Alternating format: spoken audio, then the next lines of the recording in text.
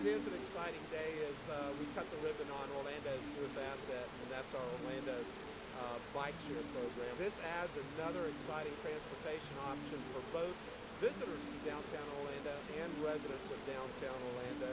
On behalf of our entire team at OUC, we are so pleased to join in this celebration today and to be sponsors of this first bike share station in Orlando.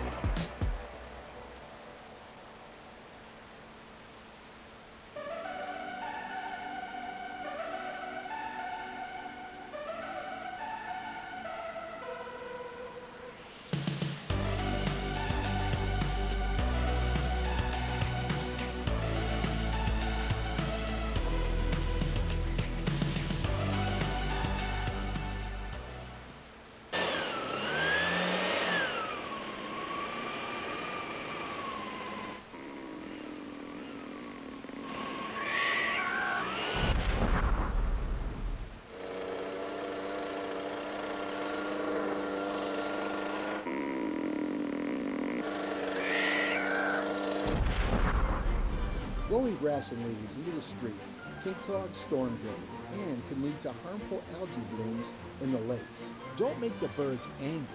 Bag your leaves and grass clippings and keep our lakes clean.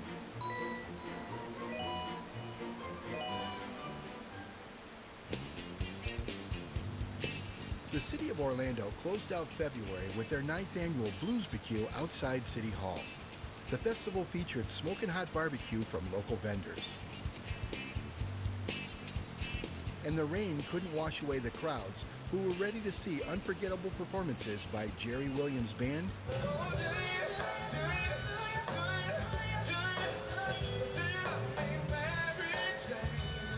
and Florida native Betty Wright.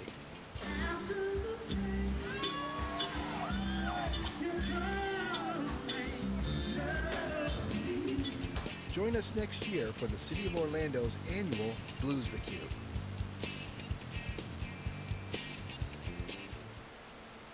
And now, another BFF moment. Best friends forever?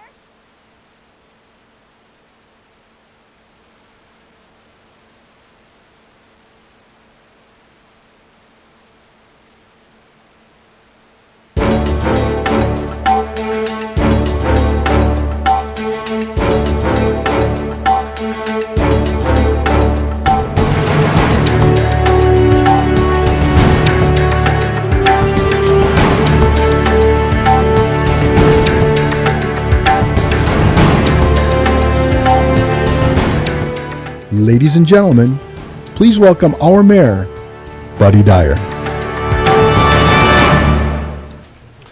Good afternoon and welcome to the May 4th, 2015 meeting of the Orlando City Council. We're going to begin today's proceedings with the invocation offered today by Chaplain Chris Allen. Chaplain Allen is a humanist chaplain and president of the Florida Humanist Association, and he also serves as the executive director of Hands On Orlando, a not-for-profit organization that plans, manages, and leads volunteer projects that inspire and empower people to make a difference through volunteer action.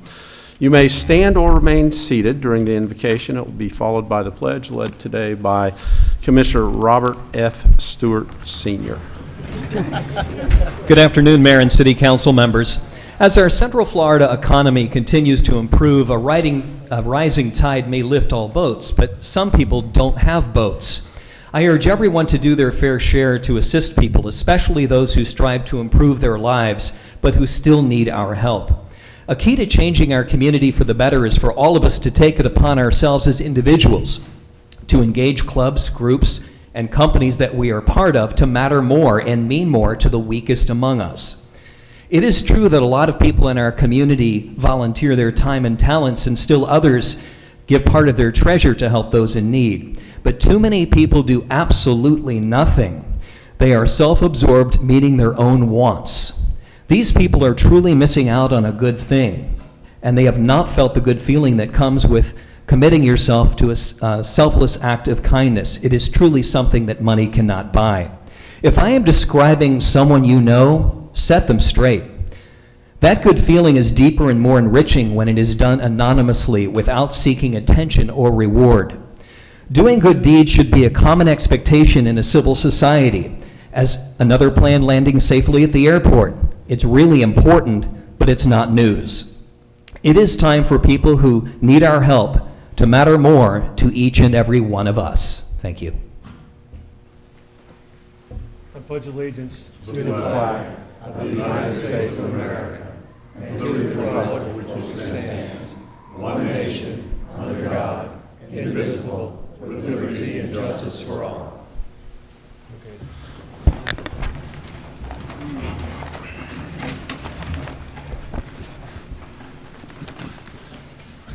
Thank you, Chaplain. All right, Madam Clerk, would you call the roll, make a determination of a quorum, please? Commissioner Gray? Here. Commissioner Ortiz? Here. Commissioner Stewart? Here. Commissioner Sheehan? Here. Commissioner Hill? Here. Commissioner Ames? Here. Mayor Dyer? Here. Mayor, you have a quorum. Thank you, Madam Clerk. Let's take up the minutes from the agenda review and City Council meeting minutes of the 20th of April 2015. Motion by Commissioner Hill. Second. Second by Commissioner Stewart. All in favor of the motion indicate so by saying aye. Aye. Those opposed, so those minutes are approved.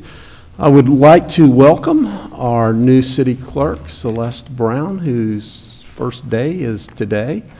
She has been with Senator Nelson's office and was the state director. She's been with his office for 14 years, and for the last some number has been the state director for Senator Nelson. We're very fortunate to have her taking over from Alana, whose last day on the job was Friday, so she's an ASAP employee today, I guess, but she agreed to come back and make sure that Celeste knew all the ropes on her first day. So Alana, thank you for coming back, and Celeste, welcome to the city.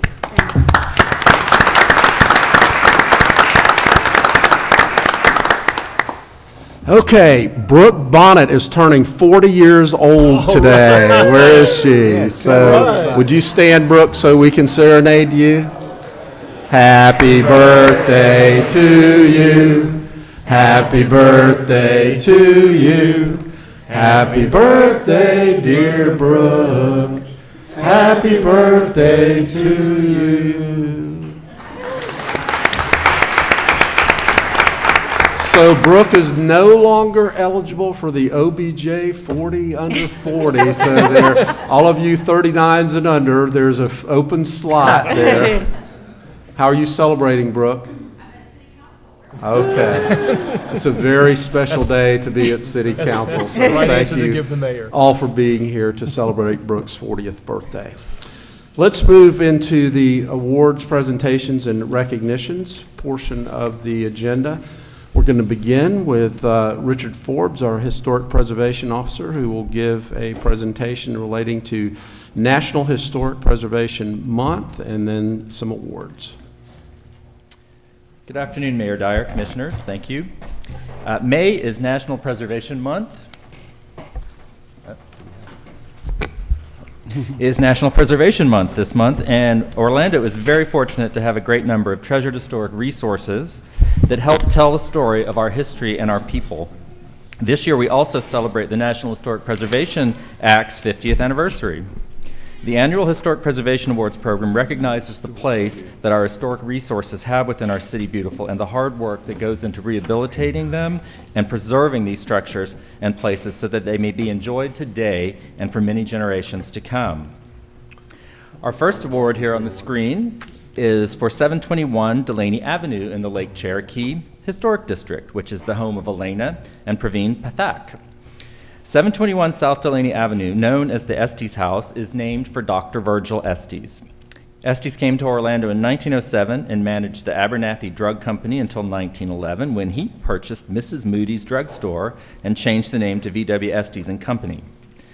You might also recognize the Estes name because he was mayor of Orlando from 1935 to 1937. The two-story red brick house exhibits characteristics of the colonial revival style and was built in 1922. We're fortunate to have this wonderful photograph that's dated September of 1923.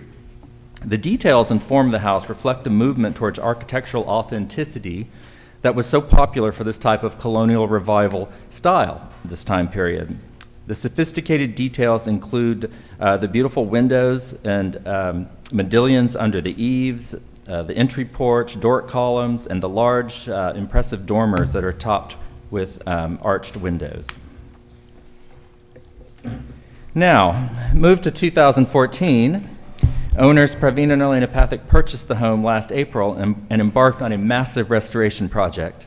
As you can see, the house was in a state, and you could literally scarcely see it from the street. Many details were in need of maintenance and repair, from the modillions under the eave. Just about everything needed work. The entire home was rehabilitated with every detail, including gutters, flooring, tiles, plumbing, and baseboards. The Pathaks took care to repair where they could, and if necessary, replaced with materials that matched the existing historic materials. The Pathaks' impressive efforts restored the interior and exterior of this important historic home. They worked on the landscape, installing a butterfly garden, and restoring the historic pond that's on site. They are currently working to rebuild the garage cottage, which could not be restored due to the rotted wood and termite damage. The new structure will incorporate details of the historic cottage and the unique dormer windows of the main house. Thank you, Elena and Praveen, for your impressive and admirable work on one of Orlando's historic treasures. Our next award is for 206 East Amelia in the Lake Eola Heights Historic District. This two-story colonial revival was built in 1911 and was built for R.H. Lockhart. It was also the childhood home of Orlando Mayor Carl Langford. And it may look familiar because a few years ago it was the recipient of our Centennial Award. This picture was taken circa 1980, around when they were researching the neighborhood for the historic district. And in 2014, owners Chad and Patty Lalonde began a restoration of the exterior. They purchased the home in 2009 and started with the interior spaces. The exterior renovation has included the removal of the stucco faux rock foundation skirting seen in this picture and repair of the brick piers, which were covered by that. As you can see, it's unfortunate. I don't know what someone was thinking back in the 1960s or whenever, but anyway, it's gone now. The exterior work included completely opening up the wraparound front porch. The faux stone skirting was replaced with historically correct vertical cedar lattice. And the repair included repair of rotten foundation beams, the damaged siding, which is a very interesting story. Some of the damaged siding was replaced with reclaimed clapboard siding from some of the houses that were demolished on Lake Eola to make room for the larger park area. The screening of the porch was completely removed and an historically appropriate banister and rail was installed. And here you can see that the brick piers have been restored and shown, and then there is that skirting. The damaged cedar shake siding, which was on the second floor, was also repaired with reclaimed shakes from the demolished houses on Lake Eola. So that was a very great thing that some of those pieces of those buildings are still in the neighborhood.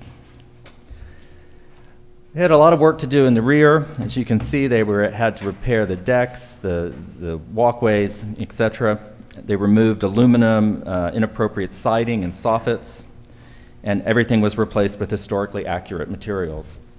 And here's that after photo. They've also begun making extensive improvements to the landscaping. The project included the removal of the concrete parking pad in the rear that had covered nearly the entire backyard, demolition of a non-contributing cinder block garage that apparently never even got permits, and they replaced the fence. And they are finishing the project by landscaping the entire property. Thank you to Chad and Patty for their work to restore this gem in our community. I hope we'll see your garden on the next Private Gardens of Lake Eola Heights tour in 2017.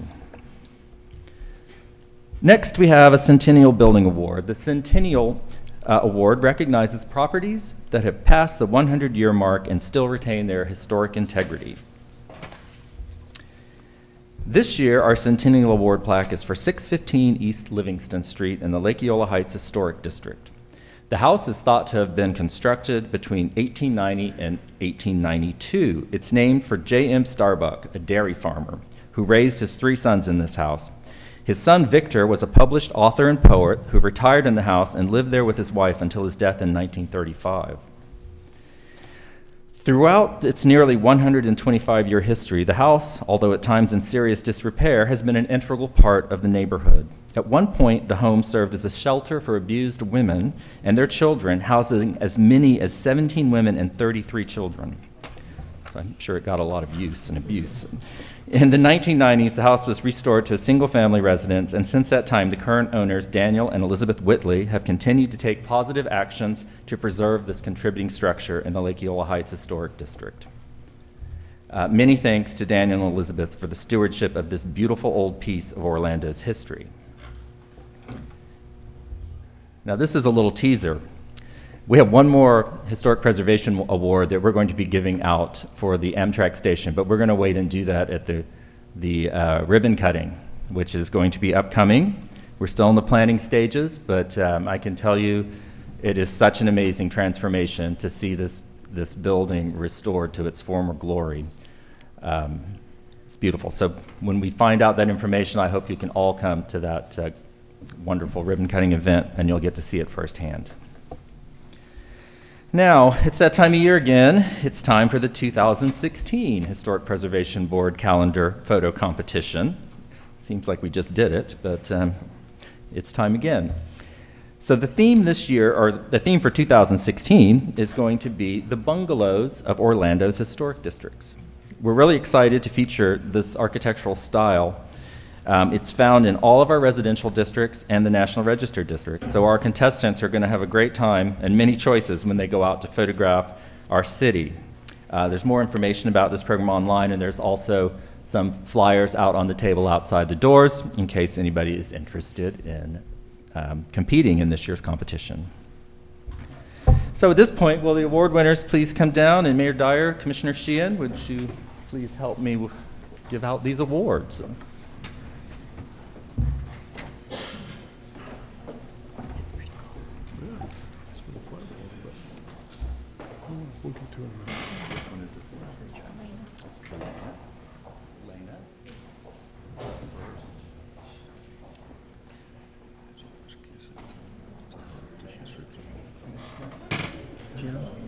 I think the one on the right's asleep. You can call her out.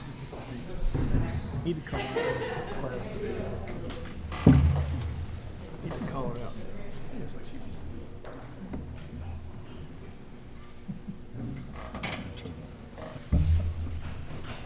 Congrats. Just gonna call her out.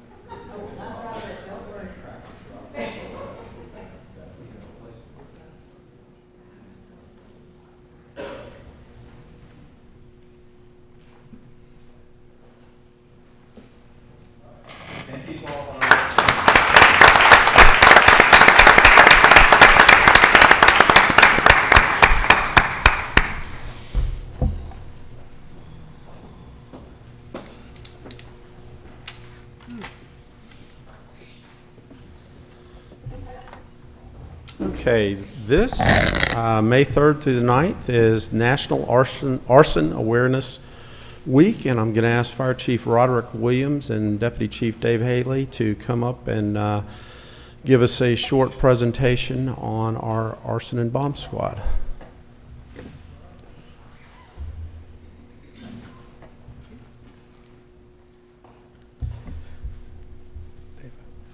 Thank you, Mayor Dyer.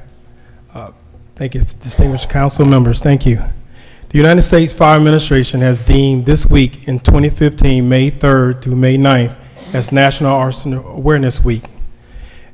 As is customary each year, a specific theme is chosen to shed light on the way that we reduce arson in our communities.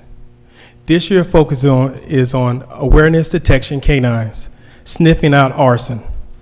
Many municipalities around the country has to rely on state and other outside resources for arson investigation services. I'm proud to say that this is not the case in the city of Orlando. Because of your predecessors and your support, for the last 30 years, the Orlando Fire Department, in cooperation with the Orlando Police Department, are proud to boast our own arson and bomb squad, which is one few in the country. That is fire department based. The title Arson and Bomb Squad does not fully encapsulate what the squad does. Not only do they handle fire investigations, they are also specially trained to handle explosive ordnance, as well as comprising of investigative branch, which is our internal affairs for the fire department. I would like to introduce the Orlando Fire Department Arson and Bomb Squad, comprised of District Chief Dave Haley, Lieutenant Ron Verbal, Lieutenant Jason Revolt, and K9 Jesse. The Arson and Bomb Squad has an outstanding reputation, and a record for success arrest rate is 3 times the national average for arson and related crimes. The Orlando Police Department and Chief John Mina has been essential and a necessary partner for the training and support our investigations, so we thank the OPD. As arson has no boundaries, neither does Arson and Bomb Squad. We work with the state and federal partners such as the Florida State Fire Investigator, ATF, and the FBI to combat arson and bomb crimes. I'll make a special acknowledgement to Florida State Fire Marshal Captain Jason Herman, as well as Detective Amelia Hitchcock with her dog, Miss Pansy. Yes, all right. I also like to give the floor to Dave Haley to expound upon an arson and bomb.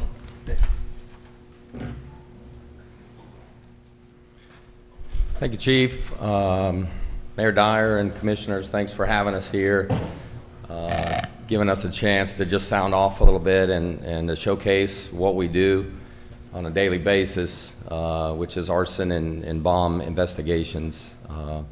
This week is the National Arson Awareness Week, so it's our opportunity to kind of bring it to the forefront to say what arson's about, how serious it is. It is probably the highest dollar loss per crime in about $15,000 per event. So it's a serious issue. It carries first-degree felony penalty, 30 years in jail.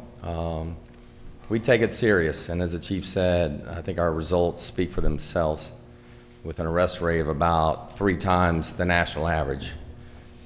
Hitting about 55%. So arson's difficult, and I owe huge debt of gratitude to these guys, and I'm missing one other investigator, Lieutenant John Jockin, that's got a son at the dentist. That's was an emergency situation, but and also along with our K9 Jesse, I brought a K9 into this system back in 2000, and some of you will remember Max. That was 11 years as my partner. But Jesse is an amazing K9 as well. Ron's done a great job in training. So Jesse's been on the job about 4 or 5 years, 5 years now. An amazing tool, and that's what this Arson Awareness Week is about. The theme is the accelerant detection K9.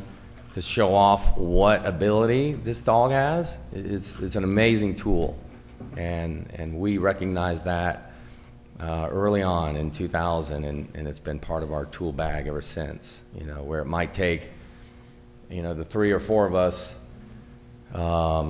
hours, you know, days to figure out how this fire started and more importantly, where that evidence is. Jesse will find it, or Penzi will find it in 20, 30 minutes. You know, so we get that evidence because fires happen every day accidentally. We got to prove first that it was not an accident. So anyway, I digress, but I would like to bring Lieutenant Ron Verbal and Jesse up to kind of give you a little demonstration, Mr. Mayor, and show what she can do. Ron has put a few drops down of an accelerant underneath your front desk area. And so with the help of Chief Mina, there might be an arrest here, I'm not sure. But so Ron's going to do his business there and just show what old Jesse can do and have at it. Well, as Chief said, she kind of just looks around, she's a regular dog. What I'm going to do is I'm going to start here from the front door, and that's kind of the way we get her through the front door. So she'll basically think of this as a big house, and we're just going to do a small portion of it. We're going to go in and through the front door, and she's going to just start to sniff around, because that's all she knows is how to sniff. She's a food reward dog, so she gets rewarded by food, not by play. So every time she finds something, she gets to eat. We don't play with a ball or a sock like other canines do.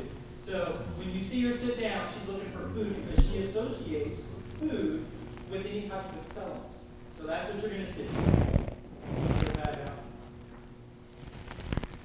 Where you and I as humans have about 40 to 60,000 olfactory glands, she has about 220 million. So it's a great feature. The dogs are loyal as Labrador retrievers. Almost 100% of the accelerant detection canines that we use are labs.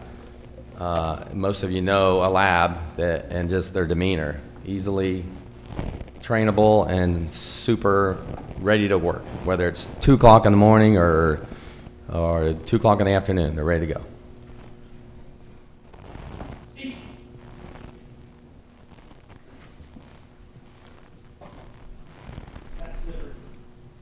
So Ron's basically gonna ask her to find something on a scene, and when she does, that's what happens.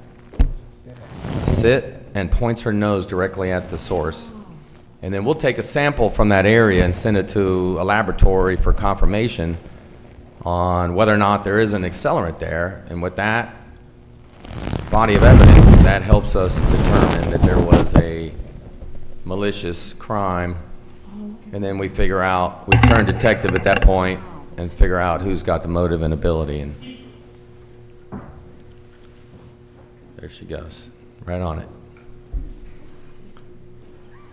So we'll scoop that up, put it in an evidence can, and then take it outside, and then have her work over some cans to make sure we got what she was indicating on. Because there's wind and there's temperature differences, and she's not coming off that.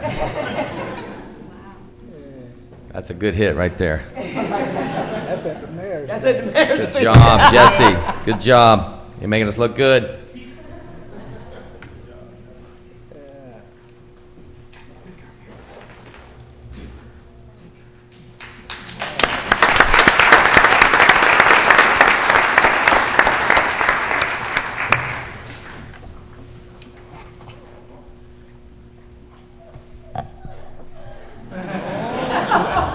Felt left out.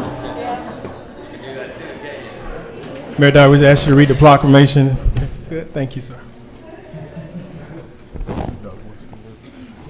So you guys are going to remove that accelerant that's right under my... Right. Okay.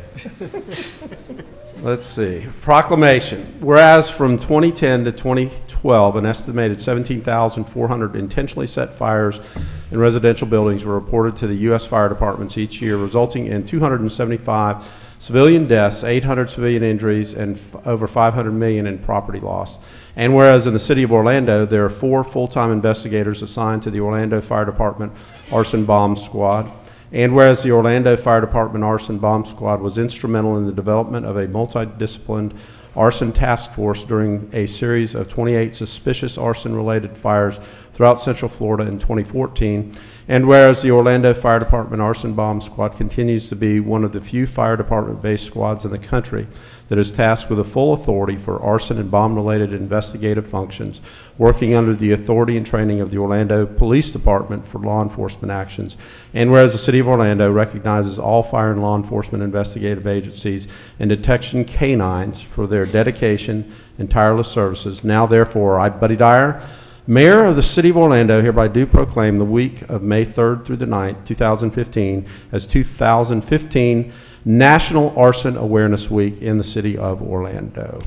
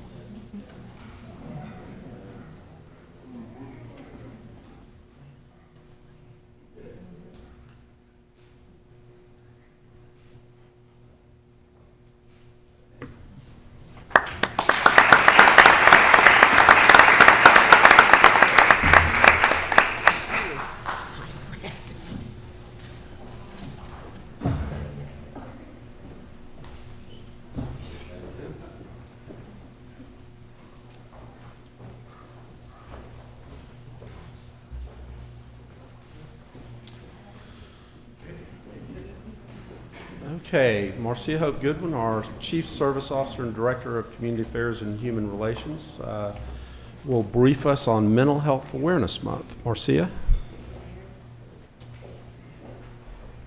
Thank you, Mayor Dyer, and good afternoon, commissioners and all of our guests that are here and staff. As you all know, each year the City of Orlando demonstrates its strong support for the Mental Health Association of Central Florida, and this year is no different. The thing that's a little bit unique is that the person who's going to come up and share with us some background on an important event that they have coming up this month is also a former city clerk, Candy Crawford. So we're glad to have Candy here today. 3 city clerks in one room is pretty exceptional. But Candy and I had the pleasure of working together when she was city clerk here at the City of Orlando. She is now the CEO of the Mental Health Association of Central Florida, and she's going to come up and tell us about an important month, the month of May, as Mental Health Awareness Month. Candy? Well, I certainly appreciate this opportunity, Mayor and esteemed members of the City Council. This is so important for us because anytime that we can relay to the community about mental health, to bring up mental health awareness, we're chipping away at stigma. And stigma is one of the biggest culprits of keeping people from getting help. This helps us bring awareness to the community. There are many areas of mental health that I could talk to you about today. It's a very vast issue. But today, I want to focus on the children. Although 1 in 4 of us in this room today could end up dealing with a mental health issue in our lifetime, the children really do suffer. Because not only do the children could have a mental health issue, but a member of their family can have a mental health issue. The mayor's initiative, Stand Up Orlando, is particularly impressive to us because we have been talking about bullying, depression, and suicide for a long time. I want you to know and concentrate on just a couple of things. The Centers for Disease Control have put out some facts every year and statistics on suicide in this country. Suicide is the 3rd leading cause of death among young people between the ages of 10 and 24 years old, the 3rd cause of death. In the United States, each year we have approximately 16,000 murders every year. It was a little over 16,000 in 2013. In 2013, we had 41,000 suicides. It's a staggering amount. With the support of Mayor Dyer and our community partners, we will hear an extraordinary story on May 14th at our Legacy of Champions luncheon. It'll be delivered by former Heisman Trophy winner and former NFL champion Herschel Walker. He will tell us his story at that luncheon to bring awareness to the fact that it can happen to anyone. Herschel Walker was a bullied child. I know it's hard to believe, but he was a bullied child, and he has ended up with a very serious mental health issue, of which I want to emphasize that he is managing quite well and has a very full life. If there's one thing I want to leave with you today to remember about mental health and mental illness, is that it is a disease of the brain. Just like you have a disease of the heart or a disease of the kidney, it's a disease of the brain. It can happen to anyone, and certainly we have made progress in treatment. Not only can it be managed, but sometimes it can be cured. So thank you, Mayor and Council, for your recognition today.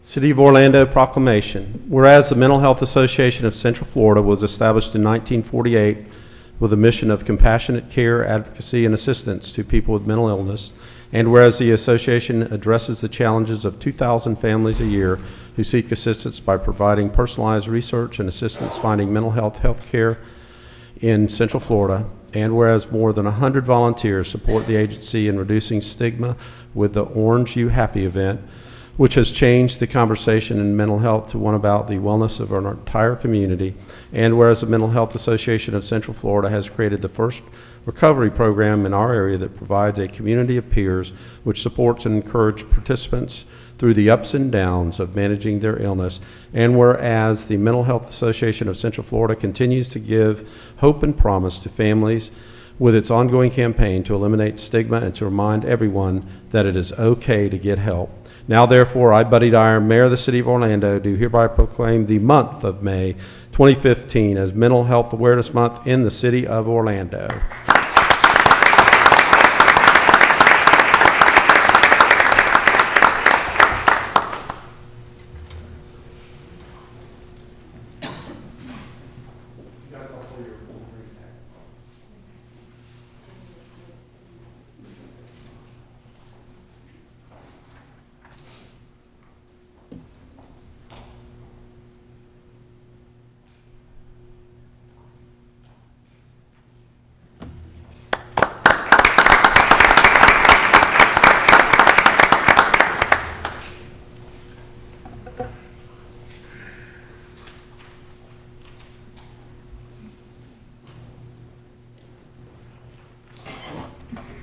Now's the cue. Can't put it back up there. Now's the cue. Okay, so our final. Okay, Mayor, wait a second. Wait, now's the cue. Everybody but Commissioner Ings picked right up on that. I was waiting on the cue. Okay. So I want to call on Brooke Bonnet, our Director of Economic Development and recently turned 40 young lady, who will introduce National Travel and Tourism Week in the City of Orlando. Good afternoon, Mayor and Commissioners. Tourism, as we all know, is the backbone of Orlando's economy, and so much of what our community is today has grown out of our tourism sector. Today we have an opportunity to recognize and celebrate our tourism industry and partners. National Travel and Tourism Week has been celebrated during the first full week of May since 1984. International business and leisure travel is vital to our nation's economic and social well-being. And this coming week, our community will celebrate our local partners who make Orlando the top travel and tourism destination in the United States and one of the leading destinations in the world. Today, we recognize our partners, Visit Orlando, and the Central Florida Hotel and Lodging Association.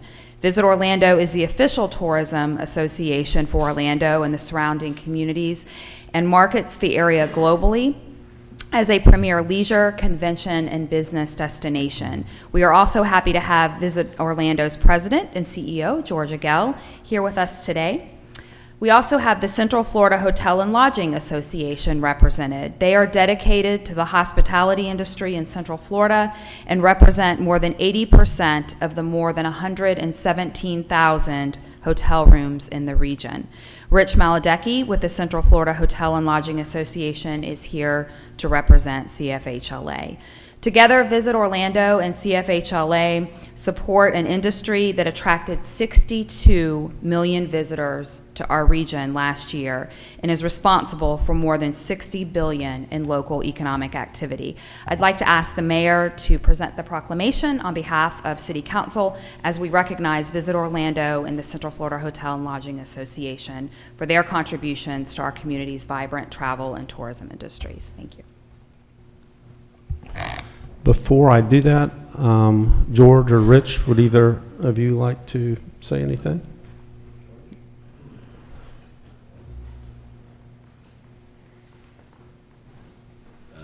Mayor, members of the council, thank you on behalf of Rich and I. This is a great opportunity for us, and as Brooke so well said, what a wonderful time not just to celebrate National Travel and Tourism Week, a very special occasion for our industry, but combining it with how recently we announced a historic milestone when we became the first destination in the country to not only reach 60 million visitors, but to surpass it to 62 million.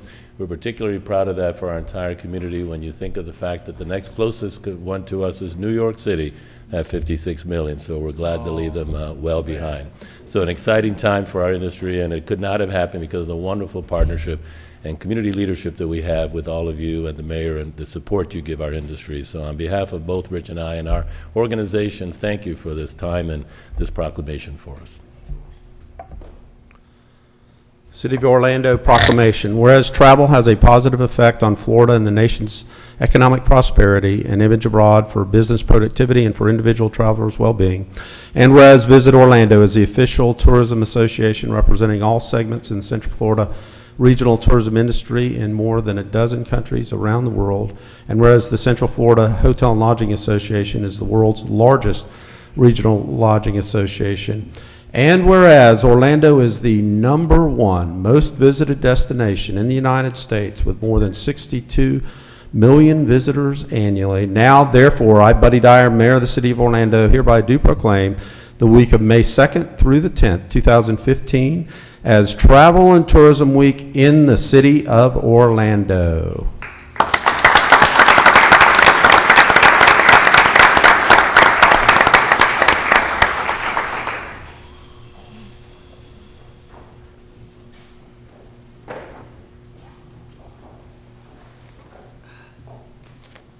Good-looking group.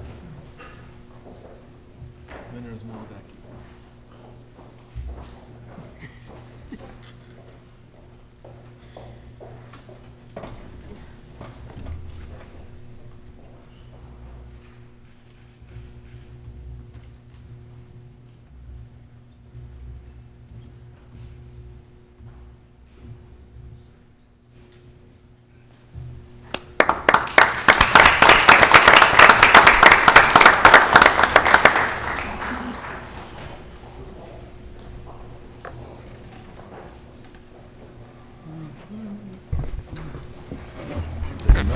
Y'all can put me down here if you want.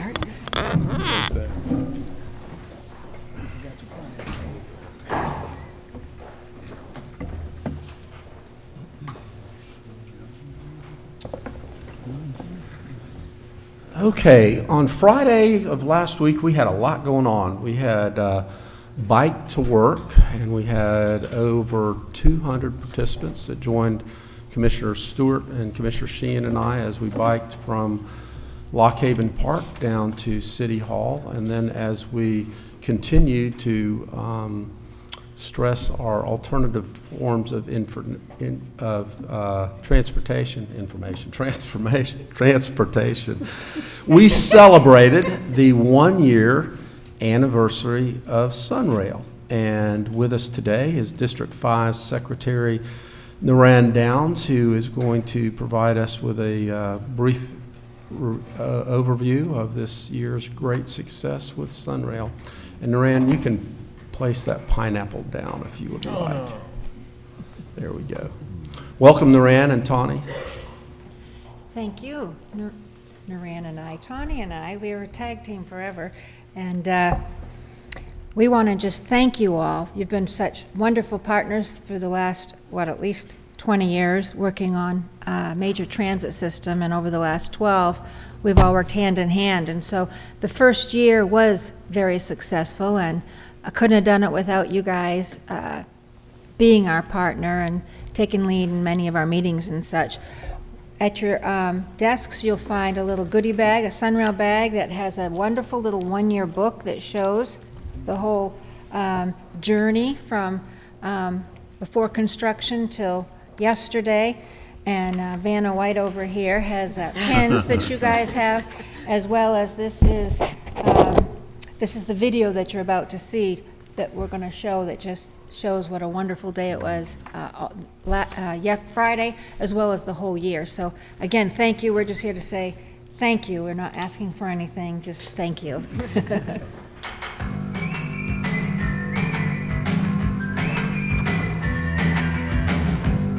We're celebrating the one-year anniversary of Sunrail. Happy birthday, Sunrail! We're here to say thank you to our customers who've been with us for a year. Morning, how are you? Sunrail has just made it very easy to get to work. I get into work in a nice mood and I get home in an even better mood. I use it every day. I work at Orlando Health. I use it Monday through Friday. Every day? I love the fact that I have really good wireless on the train. Sunrail's been wonderful, and especially when I first moved here, I was working downtown and lived up in Longwood. I didn't have a car, so Sunrail saved my bacon.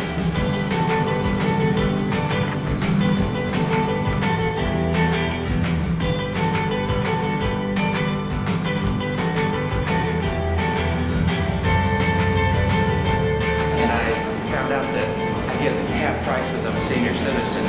So it's $28 a month. Being on Sunrail, I've saved enough money to be able to go to Hawaii this year. I've met a lot of new passengers that hadn't ridden Sunrail before. That's my first time, actually. I was blown away. Congratulations to DOT and Sunrail. Happy birthday, Sunrail!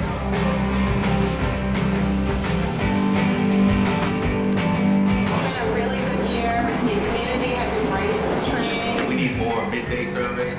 We need weekend surveys. I know my grandchildren truly love it, and I enjoy being out there with them.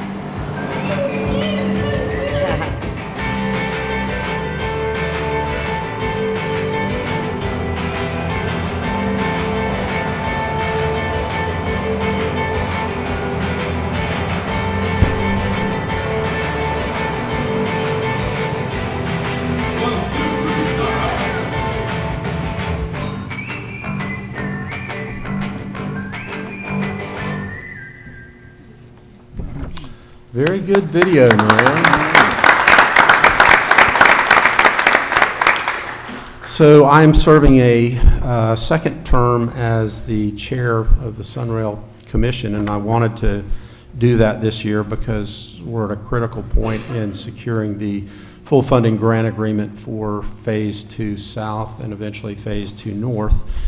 And Naran and Tawny let me know, I guess a week or so ago, that FTA and FDOT had come to agreement on all the terms and numbers and estimates that would relate to leading up to a full funding grant agreement. And this will be the first notification. On Friday, they received an email that said anticipate receiving $40 million in this fiscal year towards Phase 2 South, and the remaining $53.5 million next year in 2016 for the full federal share, which is 93.5.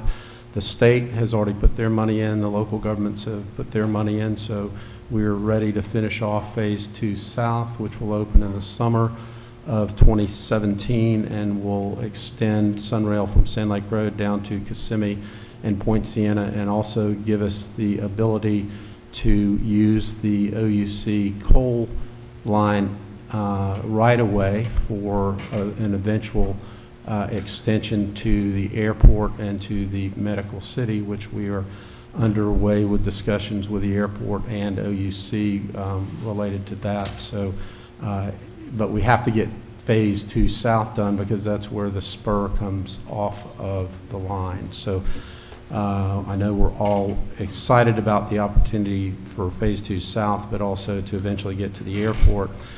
And Noran just told me that today is the submission day for the preliminary applications for Tiger grants. We're in Tiger 7, and we're making application for federal funding for Phase 2 North through the Tiger 7 allocation. So hopefully we'll be successful with that and be able to complete the original 61 miles in the next couple of years.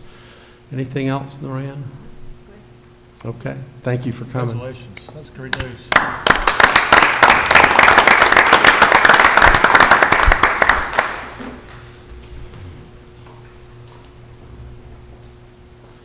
Okay, Commissioners, you know that one of our collective top priorities is always the safety of our community and engaging our residents and being proactive. So over the last 10 years, we have made substantial investments in public safety, including adding police officers and firefighters when we were cutting other areas of our government, investing in state-of-the-art technology and state-of-the-art training. So just a little over a year ago, we launched a study on the use of body-worn video cameras, and the results have shown that these cameras are an important tool to be used by our police officers. And we are looking at the implementation of body cameras to allow us to give those benefits to both our officers and those individuals that they interact with. And this technology-based policing, I think, will give us some additional transparency and support on both sides so that we know what has happened during whatever may occur out on the street. So Chief Mina is going to give us a presentation on the study and our plans for implementation. Chief. All right. Thank you, Mayor. Good afternoon, Commissioners. As the Mayor said, just a brief presentation on our body-worn camera study and where we plan on going and some of the things we found out. So as you know, a year ago, long before the national focus on body-worn cameras, we purchased 50 body-worn cameras and entered into this study with the University of South Florida. So there are 50 officers wearing the body-worn cameras. They've been wearing them for a year, and there were 50 officers in a control group who were not wearing the camera. So what the professors from the University of South Florida did, they compared both groups to each other and also to the same data from the year prior. And like I said, the study went from March 1st of last year and just ended February 28th of this year. So why we did this, basically, you know, the public's perception of use of force, incidents where use of force occurs, citizens' complaints against police officers, and like I mentioned, the huge national focus on law enforcement and how body-worn cameras can affect how police interactions with our community. And just a little bit of history, we've been using dashboard cameras for 3 or 4 years. We already have, or we have 40 of those deployed, so we have a little bit of experience with video. So some of the challenges of body-worn cameras, and you may have heard this in the news, obviously there's a lot of privacy concerns from some groups out there. You know, do we want to be, you know, video recording inside of people's homes or in schools and whatnot? You know, retention times. You know, how long do we keep the video that's not evidence? That's a huge topic out there, and just the need to become or remain transparent. Also, the staffing to cover the huge amount of public records requests that we anticipate. Just a quick little story. I talked to the assistant chief in Fort Worth, Texas, and they have body cams down there. His media relations unit was 5, and after a year of the body-worn cameras, he had to double his media relations unit to 10 personnel just to handle all of the public records requests. And there's also time to download and tag the videos that we wanted to look at. So I'm told for every hour of video that an officer records, that's going to be anywhere between 20 and 30 minutes that it takes to download it. So that's time off the street, and he or she is also going to have to categorize it and put it in. Is it evidence? Is it just a traffic stop? And put it in the system. So some of the legislation that's being considered, basically the State Bill 248 defines body cams and does have certain exemptions for when we video inside a private residence, mental health facility, and any other place that a reasonable person would expect to be private. Those are all going to be exempt. And it also requires specific retention periods for the recording. So I'm told the bill has passed both the House and the Senate, will go before the governor, and should go into effect July 1st, and we'll be ready for that. So the results of the study, we have preliminary information from the University of South Florida, and they are still completing their final report, which will be made public. And I can tell you agencies from across the country have been calling, and they want to see a copy of that report. But basically what it showed, that internal complaints, citizen complaints were down by a lot.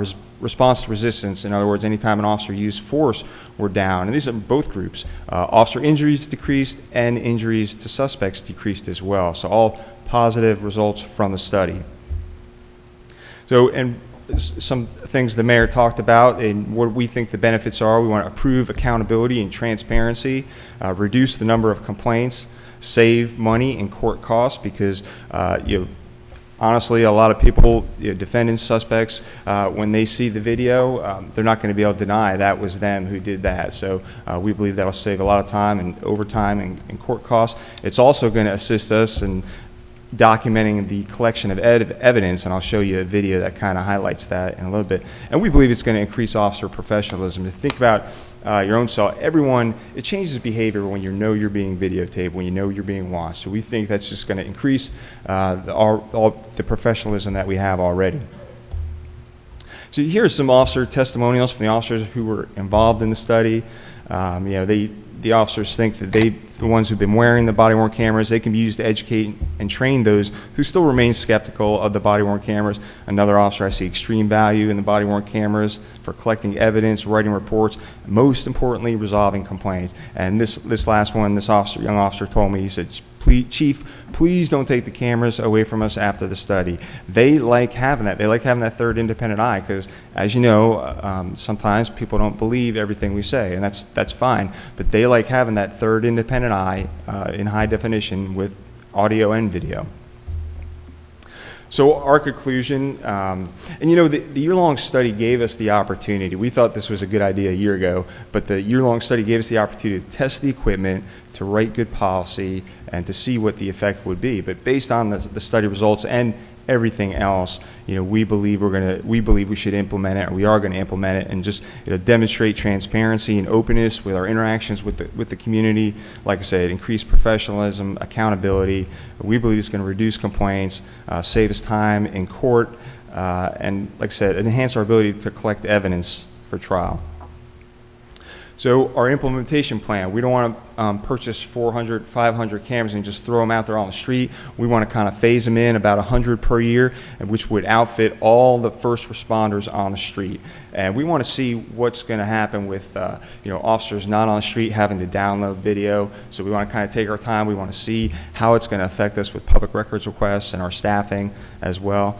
And some of the things we're looking at, the systems we're looking at, we want to be able to a system that's going to allow us, to have access to see video from either a hardline computer and the officer's laptop. And something a lot of people don't know. So when the officer hits the record button, it's on a loop. So once he hits that record button, we're going to have the 30 seconds previous to when he hit that. We'll have the video of that. So a lot of people don't realize that. So just in case the officer doesn't hit it in time, we have that. And something we did at the Orlando Police Department, we went to these companies and we said, well, that's great. We love that. We also want 30 seconds or a minute of post-record time. So when the officer turns it off, we still get to see the video for about 30 seconds or a minute afterwards, and that we believe that will, people say, well, the officer turned it off, then hit me right after he turned it off, or something like that, and we can refute that with the video evidence. And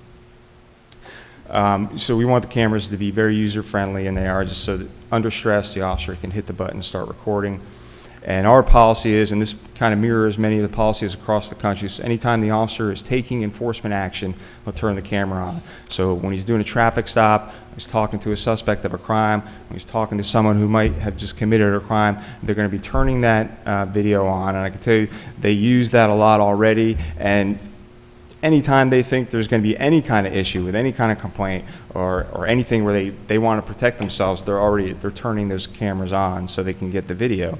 And so, like I said, I probably looked at 20 different policies from across the country, great model policies, and we also checked with the International Association of Chiefs of Police for their model policy, and we have that as well. So our policy is just in the review stage right now, and we think, based on the experiences from all these other agencies across the country, we have a good, solid policy that's in line. And I also talked to the agencies. There's some local agencies, smaller agencies around here that have body-worn cameras, like Windermere and Daytona and Oviedo, and I've talked to those chiefs as well. So we want the cameras to be configured and worn so it can be however the officer wants to wear it. If they want to wear glasses, they can do it. If they want to wear it on their lapel, they can do it. And I have an example here. Pass this around. We'll just start it down there and let it, Chief, start it at one end and let him just pass it down.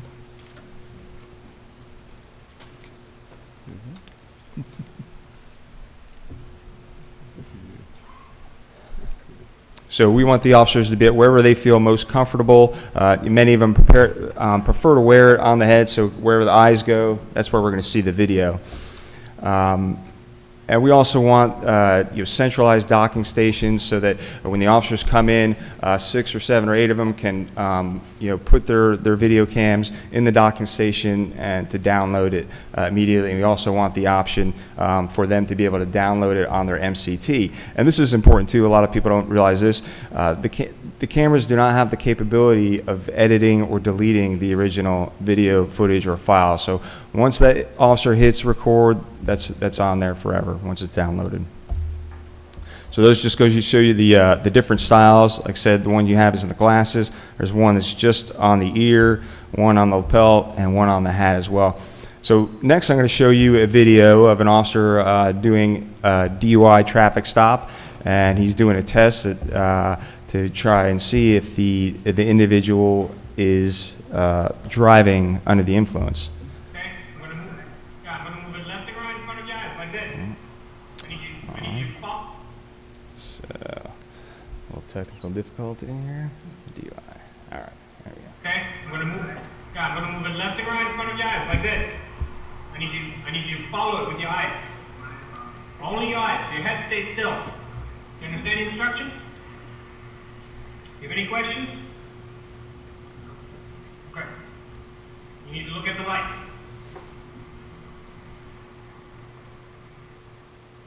You're not looking at the light. Right here. This light right here. No. You need to follow it with your eyes. Can you look at it? There you go. Keep looking. Right here. This one. You're looking at the wrong one.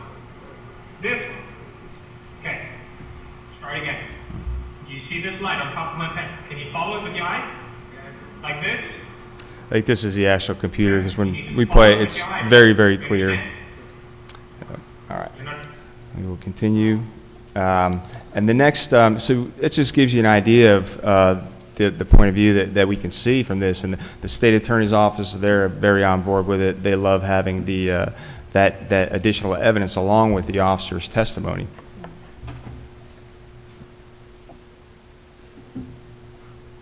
And this is an officer searching a suspect and pulling a gun from his pants leg.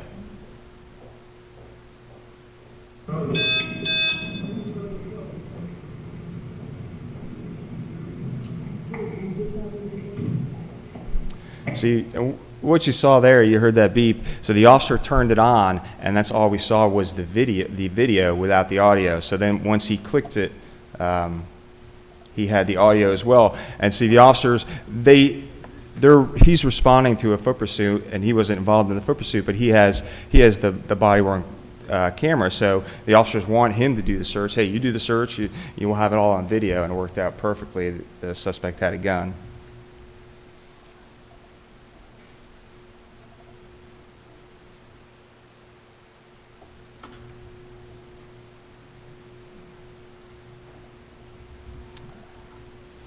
right, so this is kind of the 4-year projection. You can see the cost of the cameras on that first row there, $113,000 in the first year just for the equipment, and then going down, it's the storage, the unlimited storage, which is the really huge cost.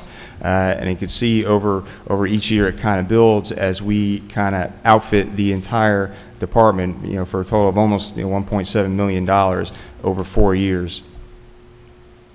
And this is just kind of a snapshot. The project total over the 4 years, as you can see, is just it's a big cost, but we think it's definitely worth it.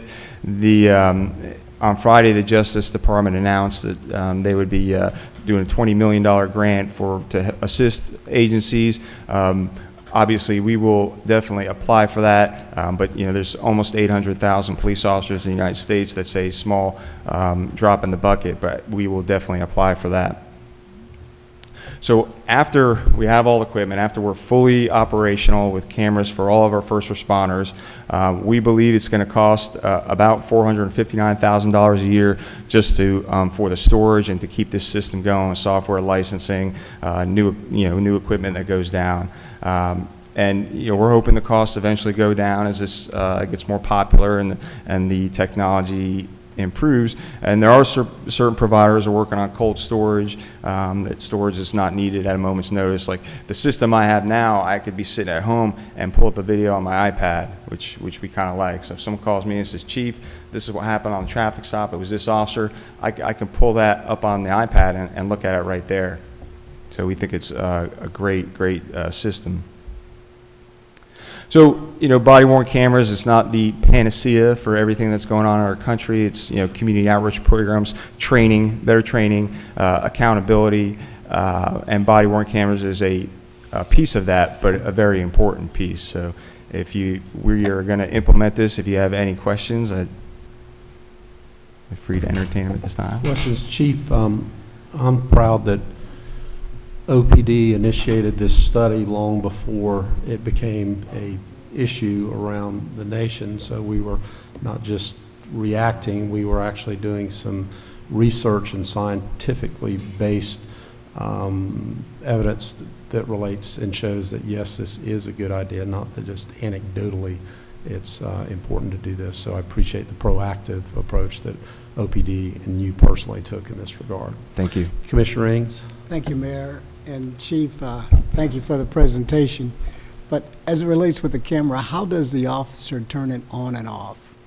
There's a button that they hit either on their belt or their vest, where they want to put it. So they have to hit a button. Okay, so there's a cord that's attached with the glasses? There's a cord, correct. There.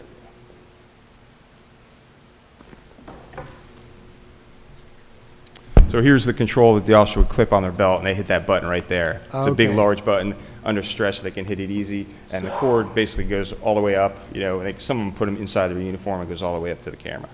Okay.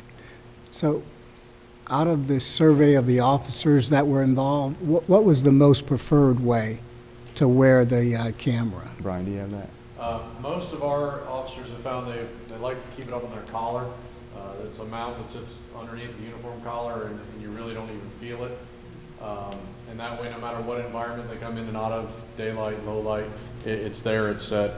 They don't have to really mess with it, and they're able to fish the wire through their shirt, bring it out the back of their collar, and they don't even notice it's there. Okay, so when you hit the button, does the audio automatically come on as well? Yes. Okay. Yeah, so the only time you wouldn't hear the audio is in that 30 seconds of pre-event recording, we call it. So you'll have the video but no audio. And then in time, once he hits that button and you're watching the video, that's what you heard, that beep and that one. That's when he turned it on, so you have audio after that. Okay. Are you looking at this for the detectives as well, specifically when they go out on certain scenes, especially your homicide detectives? No, just for first responders. And when our homicide detectives go out in the scene, they use their crime scene investigators, and the crime scene investigators videotape the entire crime scene already. Okay. Good question. And what about your drug task force guys?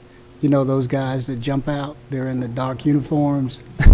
All the drug task force guys are undercover right now. We don't have that specific unit you're talking about. We do have patrol TAC, but they'll be wearing the cameras as well. Yeah, those are the ones I'm referring to, the ones in the tactical uniforms that's jumping out of the cars and pounding somebody on the head. I meant actually doing the investigation. That was a tongue-in-cheek, Chief. All right. Yes, all of our first responders, including the patrol tactical units, are out there fighting violent crime. We'll wear the body-worn cameras. Okay, are we still looking at putting video cameras in the patrol cars as well? Are we still doing that, or? No, since we believe this is the way to go, because the video cameras in the patrol car only capture what the patrol car is looking at. So when the officer gets out for the foot pursuit, or there's a struggle that happens away from the car, you see it all the time on the TV, you hear all this noise and everything like that, but the people are out of the view. So we don't think it's very cost effective to do both. So it's just going to be the body-worn cameras. So you have the officer's point of view at all times. Okay, so what about your DUI teams then, the officers with the DUI vehicles? Yeah, their cameras will remain in their cars, correct. Okay, all right. Thank you, Mayor. Thank you, Commissioner Stewart. Question of storage. This is now downloaded from the field when he comes back in, correct? Correct. All right, so I guess if I were an auditor, I'd ask, how is the control of something were to happen? There was a question, how is there a control that this guy doesn't throw this thing away, doesn't break it?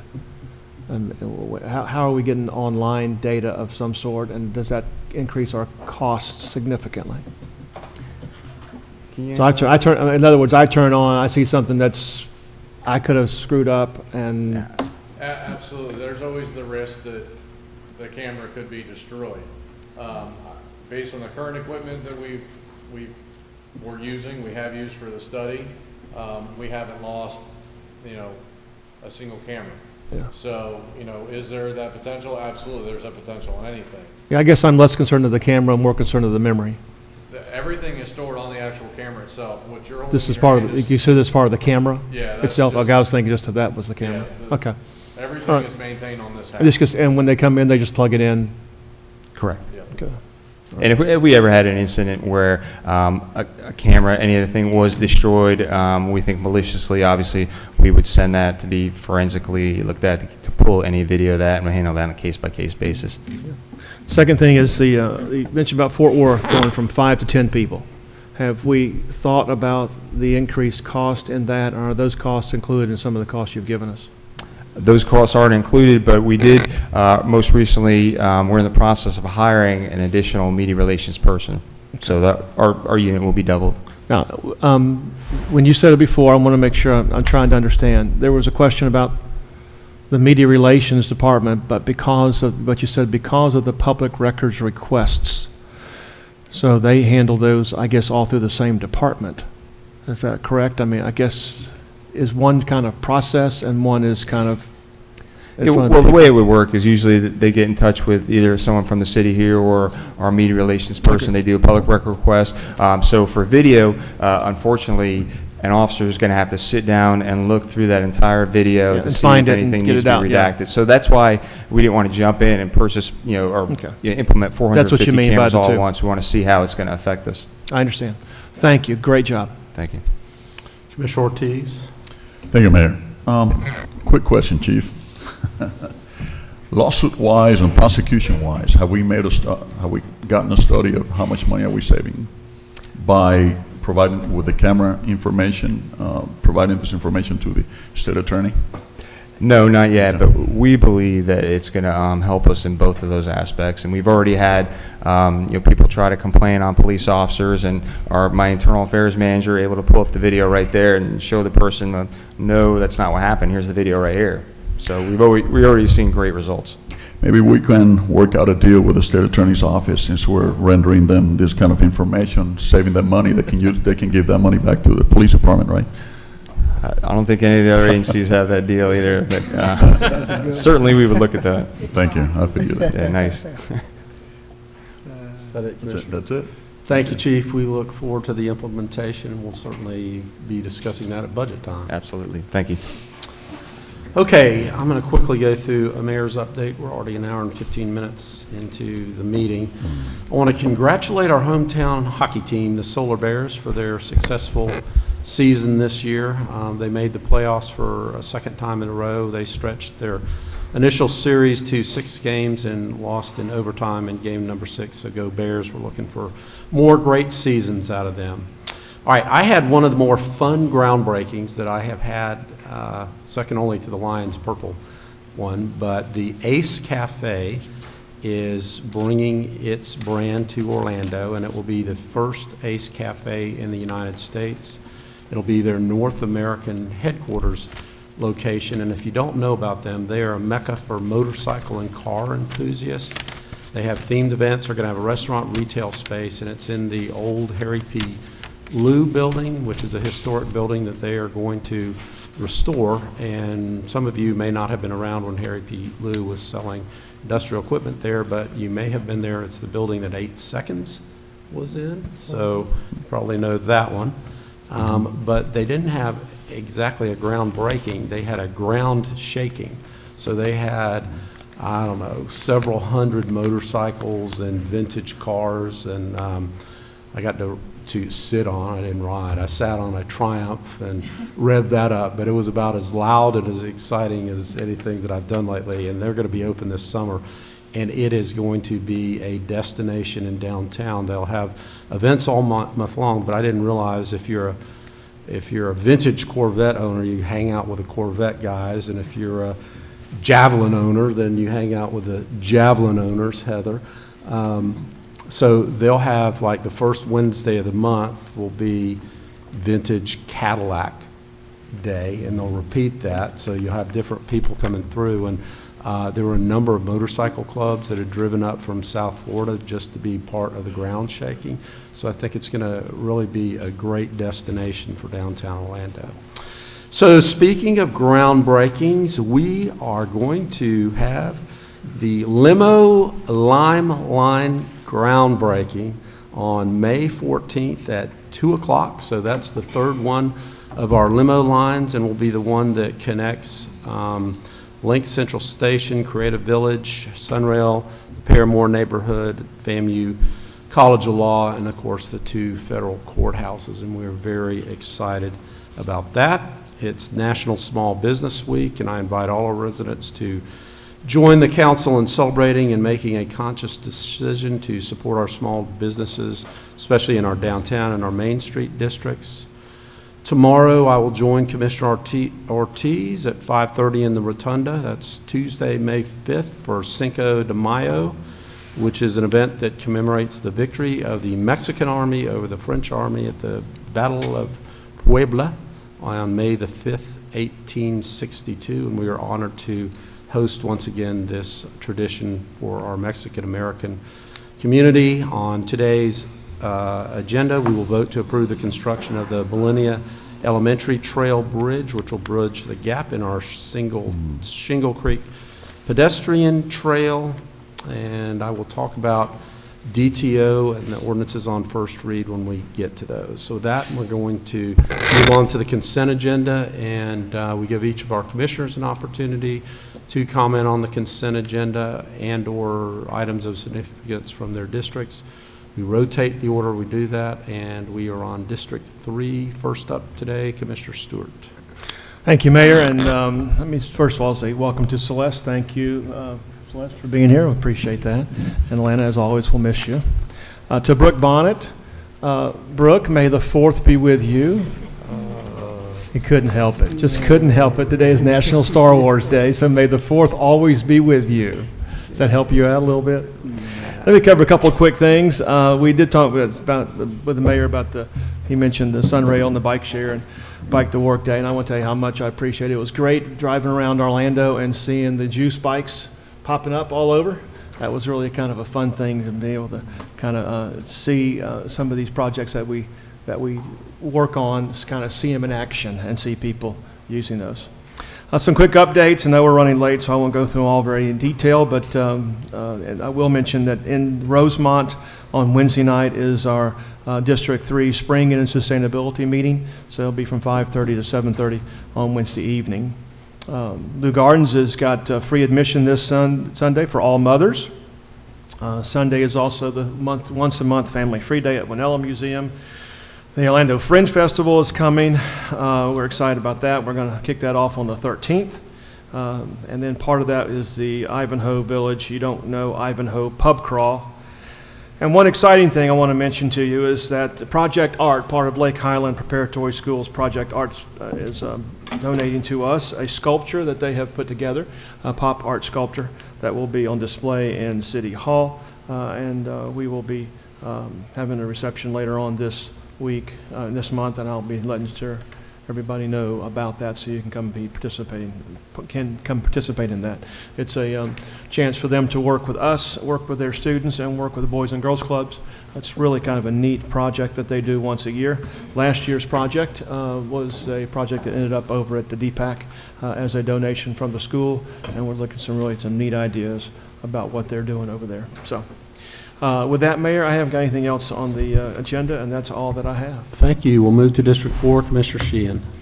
Thank you, Mayor Dyer. And point of privilege, Commissioner Inks, is now, it's in District 6 now, but it was in District 4. I'm delighted to see that pedestrian bridge finally get completed. I know we had lots of issues with Orange County, and finally get that connection for that elementary school over Shingle Creek, and get that plaque up for Kyle Koob, who was a planner who actually worked on that before she died of cancer. It was some of her best work, and recognize her. But finally getting that trail across for folks in that area that had to go all the way around, you know, a circuitous route, instead of just being able to cross that trail to get to school. So that's a wonderful thing to see. And item A9, to finally get the Summerlin-Richmond project done. Unfortunately, the contractor was 6 months late and only finished half the project.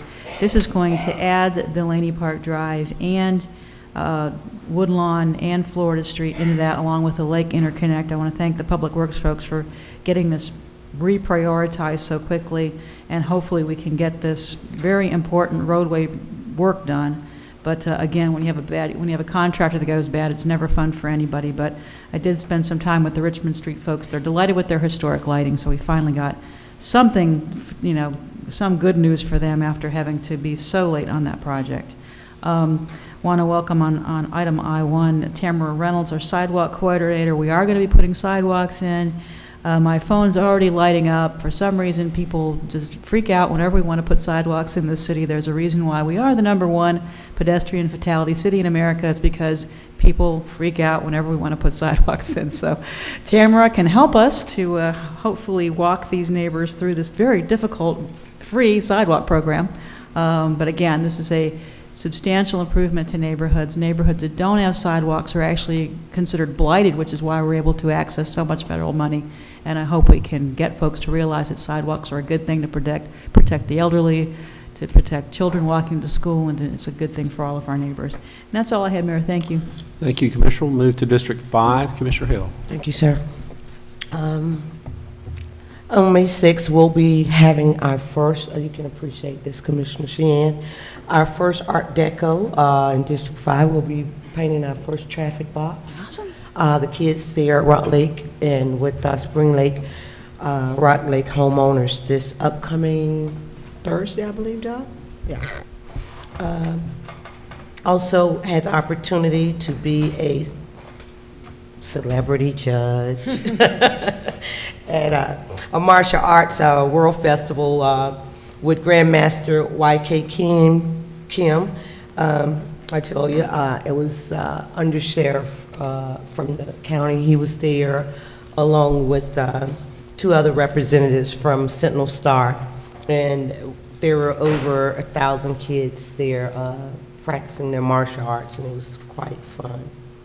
I was able on April the 29th join the mayor and city council. Thank you, Commissioner Ortiz and Stewart and Commissioner Sheehan for standing out. And I know you were on vacation as well, deserved and needed.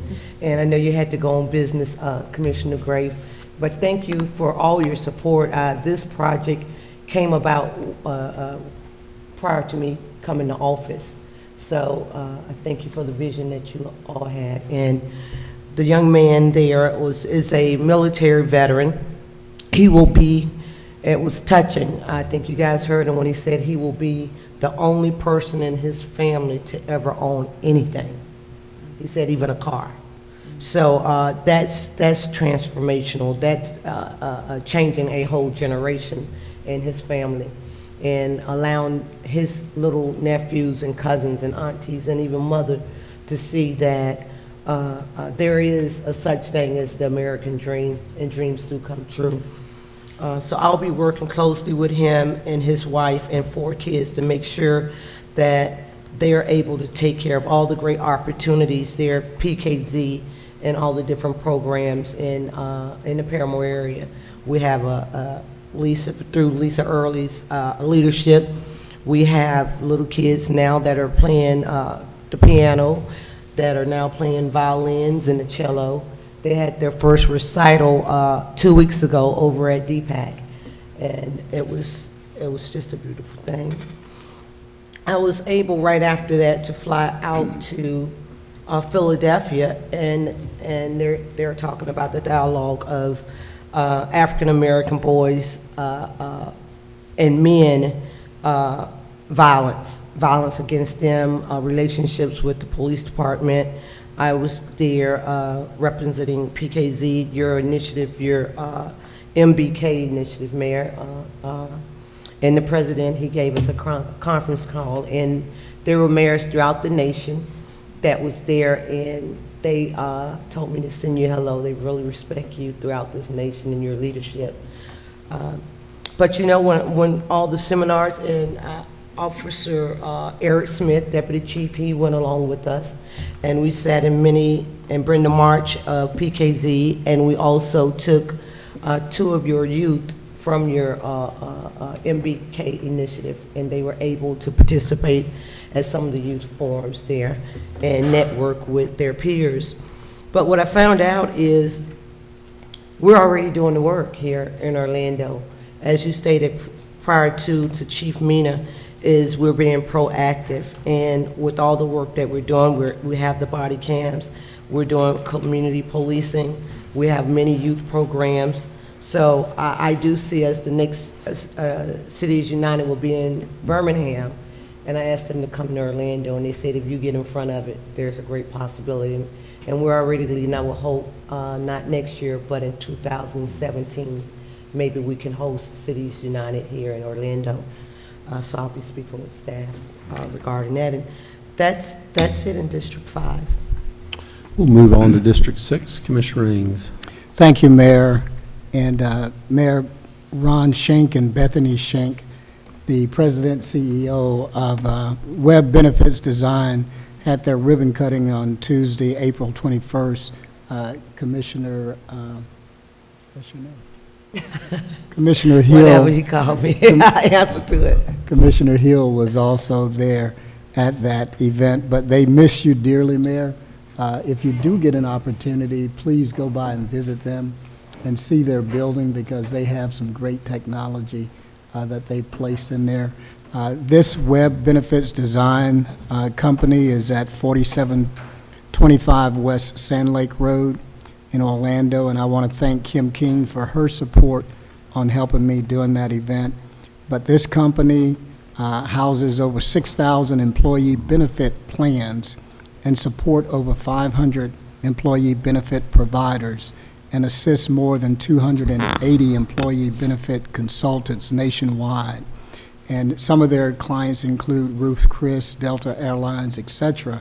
But this is a huge building that they actually purchased and redesigned it to accommodate a 70,000 square foot state-of-the-art technology center. And also Web Benefits Design donated $70,000 worth of land to the city of Orlando for a local Orlando bike trail. And so that's one of the other reasons that it would be good if you get a chance to go by and see them. There are some great people. They're young people, young family, but they're committed to doing some great things in Orlando. And also,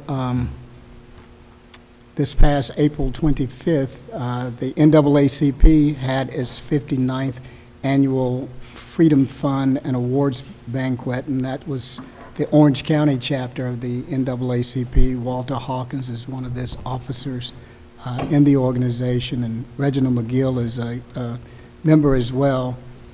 But they had Senator Anthony Hill out of Jacksonville that was their guest speaker. So this was a great event. Their theme was pursuing liberty in the face of injustice. And so this was a great event. And April 30th, the NAACP also had a financial freedom workshop at the Dr. James R. Smith Center, and I co-hosted that with them. It was a great turnout. Officer Joseph Lundy was there to take some pictures and be there to support the people. And then on May 3rd, Metro West had its Jazz Fest at the Metro West Golf and Country Club there at 2100 South Hiawassee Road. And on hand, they had guitarist Robert Harris and a renowned sax player, Will Donato, who's a fantastic guy. He really plays to the crowds. He actually gets out there into the field where the people are playing his sax. So he was a great artist. He came in out of California for the event. But the Jazz Fest Charity Challenge to support Edgewood's Children's Ranch was a part of this. Lots of vendors, lots of community people were on hand for this particular event. And also coming up at the Metro West Golf and Country Club, I'm having my second I-4 Ultimate Project Town Hall meeting, and that's scheduled for May 5th at 6 p.m. At Metro West Golf and Country Club at 2100 South Hiawassee Road. And those of you that want to come out, please do. We're going to have some light refreshments there for you too at 6 p.m. And then on May 7th, at the Rosen Center, at the cafe, we're having our 19th annual Mother's Day luncheon. And this is a Hatitude affair. There will be one 98-year-old mother there, and then there will be two 97-year-old mothers there. And of course, they're going to be sporting their hats. Harris Rosen generally stops in to say hello to them and greet them. And so this is coming out of the City of Orlando's L. Claudia Allen Senior Center. And this is in recognition of the annual Mother's Day luncheon. And then also coming up on May 11th is the grand opening of Gator Spot by Gatorland. And it is going to be held at Fun Spot America at 5700 Fun Spot Way in Orlando. I just want to remind the public that this will start at 10 a.m. on May the 11th.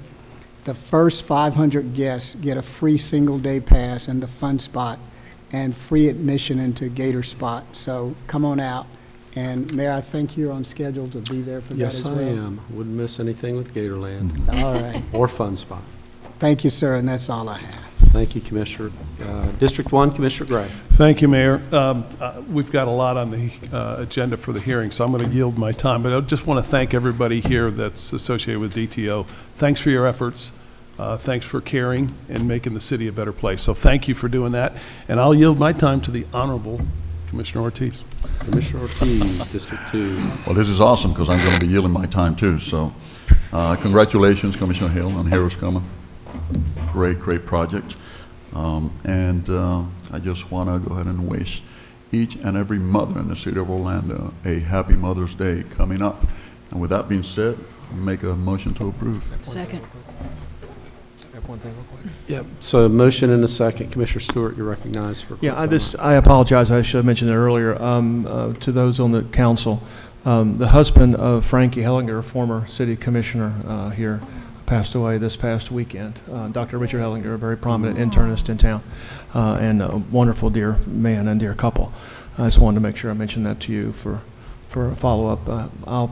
They're members of our church, and I'll keep you posted as the status of the arrangements. Thank you, Commissioner. All right, motion by Commissioner Ortiz, second by Commissioner Sheehan. All in favor of the motion indicate so by saying aye. Aye. Those opposed, motion carries. Consent agenda passes unanimously. All right, we will, without objection, recess the city council meeting. We will convene the CRA meeting. There are 6 items on the agenda. The first 2 are minutes, so let's take up number 1, which is accepting the CRA Advisory Board meeting minutes from March the 25th, 2015. Is there a motion to accept those minutes? So moved. Motion by Commissioner Sheehan, second. I'll take that as a second. Commissioner Stewart. All in favor of the motion indicate so by saying aye. Aye. Those opposed, motion carries. Number 2 is approving the CRA meeting minutes from April 20th, 2015. So moved. Second. Motion by Commissioner Stewart, second by Commissioner Sheehan. All in favor of the motion indicate so by saying aye. Aye. Aye. Those opposed, so the motion carries. So this morning we had a very thorough presentation from all involved with Project DTO. And likewise, I want to thank all of the members of the executive committee, the task force, our city staff for literally thousands of volunteer hours that were dedicated to this. And I think it's an extraordinary work product that's going to give us a path and a vision for the next 10 years in our downtown as we create the greatest urban experience in any downtown in all of America. 3 of the items that we need to adopt are by the CRA, and they are the next 3 items. So I'm going to turn it over to Thomas for 4, 5, and 6. Okay, thank you, Mayor. Item 4 is accepting the Downtown Orlando Community Redevelopment Area Vision Plan. That vision plan, as you now are well aware, is the aspirational high-level plan of our vision 10 years hence, and reflects the work, as the Mayor just said, of the Executive Advisory Committee, the Downtown Task Force, and more than 6,000 residents who put together thousands of ideas that were grouped together under 10 vision themes. Those themes are reflected in the DT Vision Plan, the DTO Vision Plan, and staff requests that the CRA accept the DTO Vision Plan at this point. So moved. Is that Commissioner Sheehan? I'll yield to Commissioner Hill. Okay, motion by Commissioner Hill, second by Commissioner Stewart. All in favor of the motion indicate so by saying aye. Aye. Those opposed, motion carries. Number 5. Number 5, approving the Downtown Orlando Community Redevelopment Area Plan Amendment and Resolution and forwarding to City Council with a recommendation of approval. The Project DTO Executive Advisory Committee reviewed and recommended approval to the CRA of the proposed plan amendment, the DT Outlook, at its meeting on April 6th. During the CRA meeting on April 20th, you accepted the DT Outlook and forwarded it to the MPB for review. MPB affirmed on April 21st that the plan is in conformance with the city's growth management plan, and on April 27th, the CRA Redevelopment Area Agency Advisory Board, reviewed the DT Outlook and recommended approval to the CRA. As you are aware, this plan amendment reinforces the CRA's commitment to redevelopment activities throughout the downtown Orlando CRA area, and the plan is in effect through January 1st, 2042. To this end, staff requests approval of the attached plan amendment, the DT Outlook, and the attached resolution adopting the plan amendment, and that you forward to City Council with recommendation to approve the same. So moved. Second. Motion by Commissioner Sheehan, second by Commissioner Stewart. All in favor of the motion indicate so by saying aye. Aye. Those opposed, motion carries. And the last one, Thomas. Item number 6, approving the proposed trust fund ordinance amendment and forwarding to City Council with a recommendation of approval. The Downtown Orlando Community Redevelopment Trust Fund provides for the deposit of increment revenues generated in the Downtown Orlando Community Redevelopment Area into a trust fund, the revenues of which are used to implement the Community Redevelopment Area Plan in accordance with Part 3, Chapter 163 of Florida statute. In each prior instance of amending the plan, City Council has also approved a companion amendment to the trust fund ordinance. The proposed amendment to the trust fund ordinance amends references to the plan to include the plan amendment that you just acted upon. Again, to this end, staff requests approval of the attached proposed amendment to the trust fund ordinance and forward to City Council with recommendation to approve the same. So moved. Second. Motion by Commissioner Hill, second by Commissioner Sheehan. Discussion, hearing none, all in favor of the motion indicate so by saying aye. Aye. Those opposed, motion carries. Further business to come before the CRA, Thomas? There's none, Mayor. Thank you. Thank you very much, and once again, thank you for the great effort with Project DTO. Appreciate that. Thank you, sir. Good job. Then, without objection, we will adjourn the CRA meeting. We will reconvene the City Council meeting, and that brings us to hearings number 1. Madam Clerk, would you read the title of the resolution for the public hearing into the record, please. This is a resolution of the City Council of the City of Orlando, Florida, relating to community redevelopment, making findings, approving and adopting a community redevelopment plan amendment, authorizing implementation of such plan amendment, providing an effective date. Madam Clerk, would you include the presentation from the 10 o'clock workshop on Project DTO into the record for this public hearing? Yes. Okay, Thomas. Thank you, Mayor. The DT Outlook is the 2015 update to the Downtown Orlando Community Redevelopment Area Plan. This, as we talked about, is the 6th amendment to the plan, which was originally adopted in 1982. Plan amendments are cumulative and do not replace previous plans. As outlined in this morning's workshop, the plan contains all items required by Florida statute. Again, it supports a procedure, and I ask that you bear with me for the record.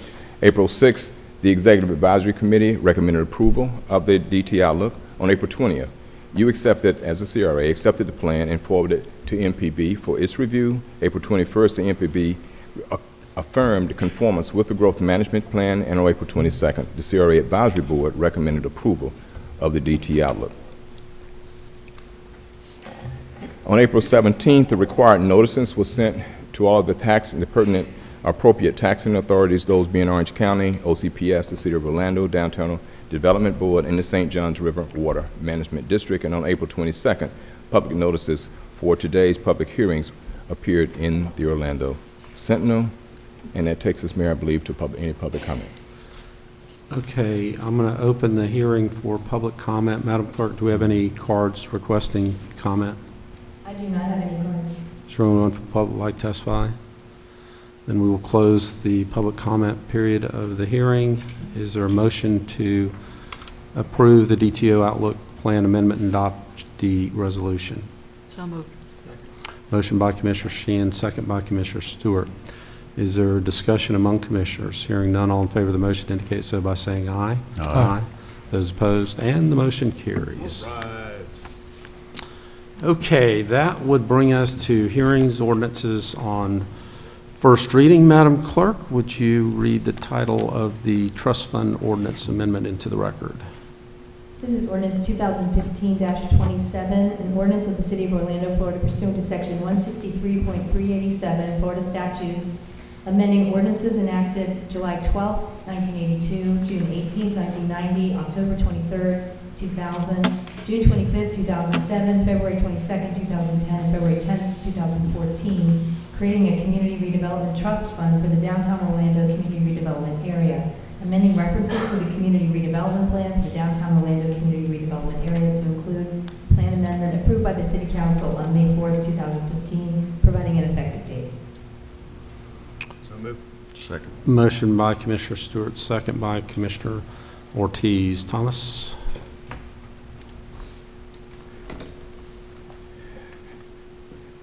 Want me to help you? It's the trust fund ordinance that we just approved. I think we just did the trust fund ordinance. So it's a trust fund ordinance is required to be adopted per Florida statute. The trust fund ordinance is updated each time the plan is amended to specifically include references to the redevelopment area plan update. This amendment to the trust fund ordinance includes the plan amendment approved today. And Mayor, that takes me to public comments again. Okay, I'm going to open up for public testimony, and I do have a card. Jonathan Sebastian Blount. Jonathan, where are you? There you are. You switched sides.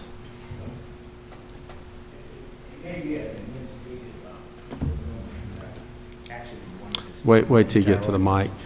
Okay. Yes, I may be an administrative misnomer. Name and address, please. Jonathan Sebastian Blount, 1916 29th Street, Orlando.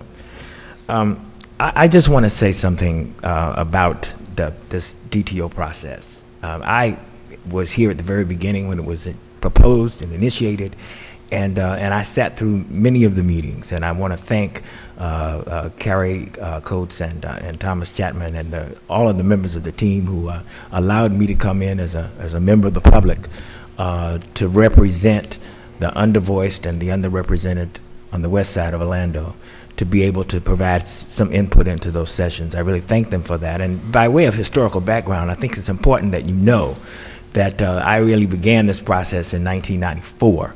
as first president of the Paramore Business Association, and I created and initiated Operation Clean Sweep, which over an 8-week period removed 700 tons of solid waste and litter and so forth in the community in preparation for the World Cup. And so I was baptized in helping to move that community forward, and I remain interested and steadfast and vigilant in that process. And I just wanted to ask you, as you adopt the DTO plan going forward, that you exercise some caution and remember something that I think is vitally important. And that is simply this, that the socioeconomic component should be a vital part of the plan. I mean, there needs to be, job development and job retraining and prison and jail retraining. There needs to be programs and efforts that really invest in the people in that community to change the socio-dynamic. Because to build great buildings and great structures is kind of like putting new wine in old bottles if you don't really change the circumstances of the people themselves. And that requires an investment. And there's some history of what that investment can do. Because if you don't do it, it brings about crime and other forms of social destabilization that make the people who are going to be going into the area in these nice new structures, it'll make them uncomfortable. There's a history of this, and with the background of what's happening now in Baltimore and all around the country, fortunately the president and some of the candidates are now talking about the significance and the importance of investing in the people and the climate and the circumstances that cause unrest and promote unrest are a result of people not having opportunities.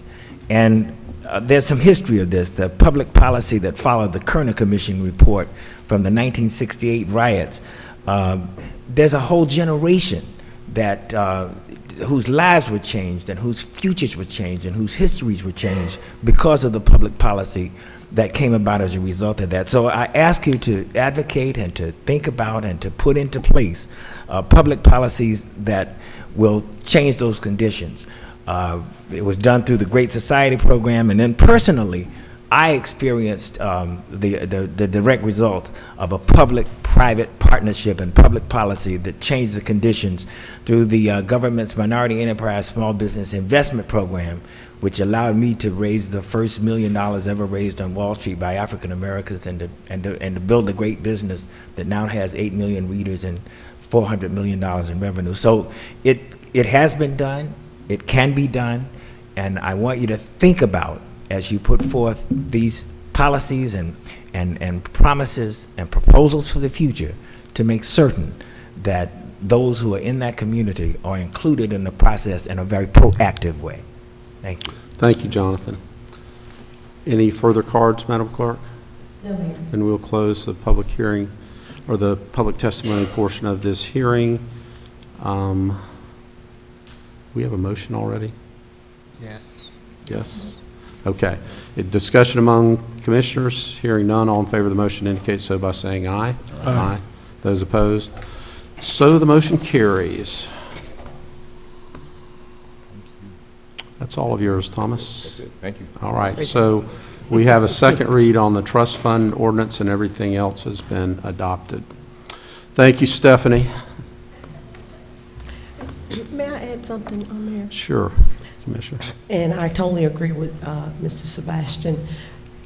The Paramore Heritage Comprehensive Plan, it does incorporate the jobs and training and different skills into that.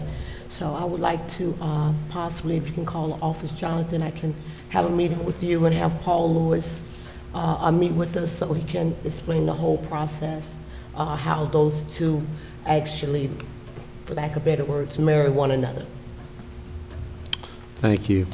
All right, let's move to hearings ordinances, second read, number 1. Madam Clerk, would you read that, please? This is ordinance 2015-13, an ordinance of the City Council of the City of Orlando, Florida, vacating, closing, and abandoning a segment of Alden Road, generally located north of Virginia Drive and south of South Lake Formosa Avenue, comprising approximately 1.03 acres of land. A segment of Philadelphia Avenue, generally located just north of Virginia Drive, comprising approximately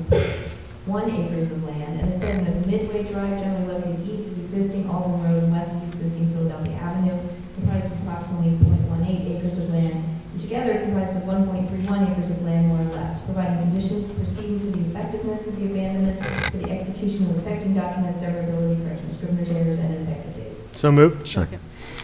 Motion by Commissioner Stewart, second by Commissioner Sheehan. Is there anyone from the public who would like to testify on this matter? Discussion among commissioners. Hearing none, all in favor of the motion indicate so by saying aye. Aye. Those opposed, motion carries. Number 2, Madam Clerk. This is ordinance 2015-17, an ordinance of the City Council of the City of Orlando, Florida related to regional public facility designation and signage, approving exterior sign package for the designated regional public facilities pursuant to section 64.320 Orlando City Code, providing for penalties, severability, corrections, scrivener's errors, and an effective date. So moved. Second. Second. Motion by Commissioner Stewart, second by Commissioner Ings. Is there anyone from the public that would like to testify on this matter? Discussion among commissioners. Mayor? Yes. Commissioner Stewart. Let me say special thanks to our staff and to especially those over at the Orange County Public Schools for agreeing to remove the additional signs that are over on Edgewater High School campus. I have not added those to the ordinance, but we have received assurances from they'll be removed soon and get them back into compliance as a regional facility. And I just want to appreciate Dean and your staff reaching out and getting those assurances from Orange County School Board. So thank you very much. Further comment? Hearing none, all in favor of the motion indicate so by saying aye. Aye. Those opposed, motion carries. All right, the next 3 ordinances relate to the election date for the next elections to be held by the city. It was we're moving the date from the first Tuesday in April to the first Tuesday in April of 2016 to the first Tuesday in November 2015, which means we will the winners of those elections will take office in January rather than in June, which shortens our terms by roughly 5 months. So City Council is giving up five months of their current terms that they have been elected to. This move was necessitated by the legislature moving the presidential preference primary basically 2 weeks ahead of our election, which resulted in the supervisor of elections asking us to move our elections so that they didn't overlap with those elections. We looked at a variety of different dates, everything from moving it back to moving it forward, and we couldn't move it forward and stay within 2016 because if you had placed it and then had runoffs, you'd still have the overlap of absentee ballots that he was out there. So I think by consensus, we just thought that the first week in November is the traditional time that most of our elections in this country are held. People are used to voting in November, so that was where we are moving it to. The next 3 ordinances all relate to that. So Madam Clerk, what I would like you to do is to read all 3 ordinances, and then we will take public comment at one hearing as they relate to all 3. The first is ordinance 2015-18, an ordinance amending Chapter 21, Elections of the Code of the City of Orlando, Florida by amending Section 21.02, time of holding to the first Tuesday after the first Monday in November of each odd number of year, provide for severability and an effective date. The second is ordinance 2015-19, an ordinance amending Chapter 2, Administration of the Code of the City of Orlando, Florida by amending Section 2.01, when mayor and commissioners to take office, to change the date to the second Monday in January, immediately following the general and runoff elections, to provide for severability and an effective date. And the third is ordinance 2015-20, an ordinance amending Chapter 2, Administration of the Charter of the City of Orlando, Florida, by amending Section 1-1, requirements for qualification as candidate for office of mayor, commissioner, or city commissioner, to allow candidates in the 2015 election to qualify if they've been residents prior to February 5th, 2015, to provide for severability and an effective date. So we'll hold off on moving the adoption of the ordinances until we've had any public testimony, and then we will take the ordinances individually, one by one, after we've had public testimony related to the three. Mr. Mayor? Yes. You don't mind? As a matter of understanding, I just want to make sure, as I understand it, we have moved all city council elections to the November of the odd year unless changed by ordinance sometime in the future. Is that correct? So the correct. Not just the three coming up. We've moved everybody. We've shortened Correct. everybody's term. Correct. Okay. All right. Just making sure that's. Okay. So that means that in 2015, November 2015, we'll have elections, and then the next scheduled election will be November 2017. Okay, I have two requests for appearance. We'll have Doug Head and then Lawana Gelzer.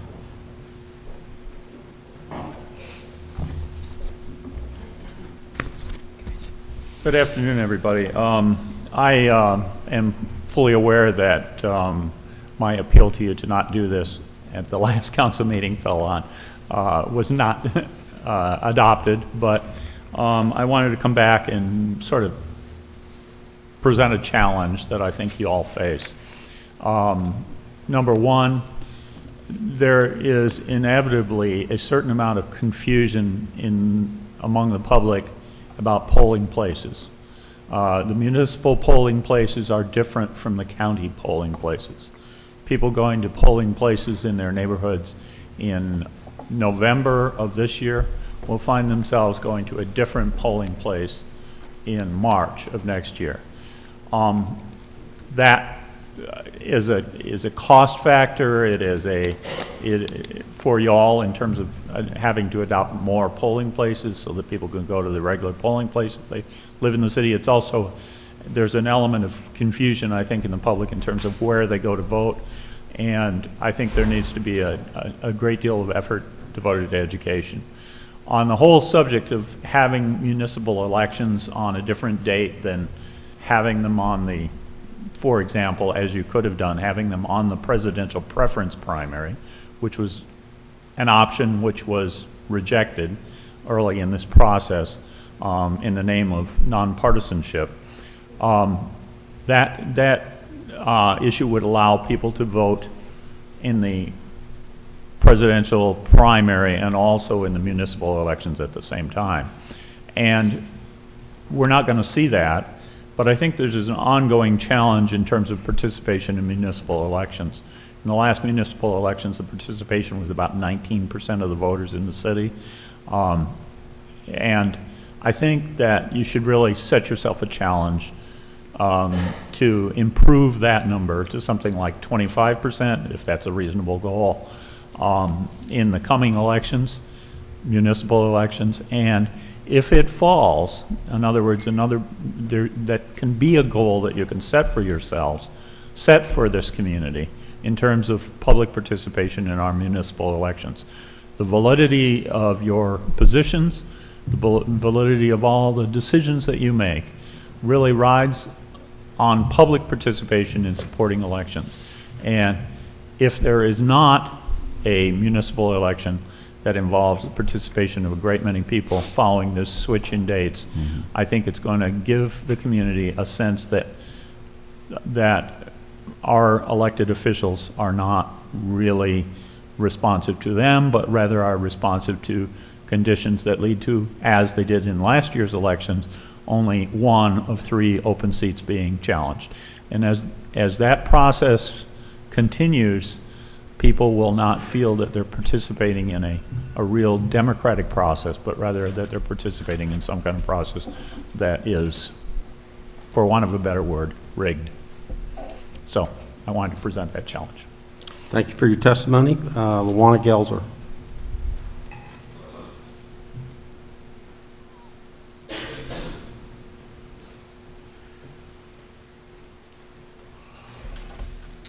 Lawana Gelzer, 7674 St. Stevenson Court, zip 32835.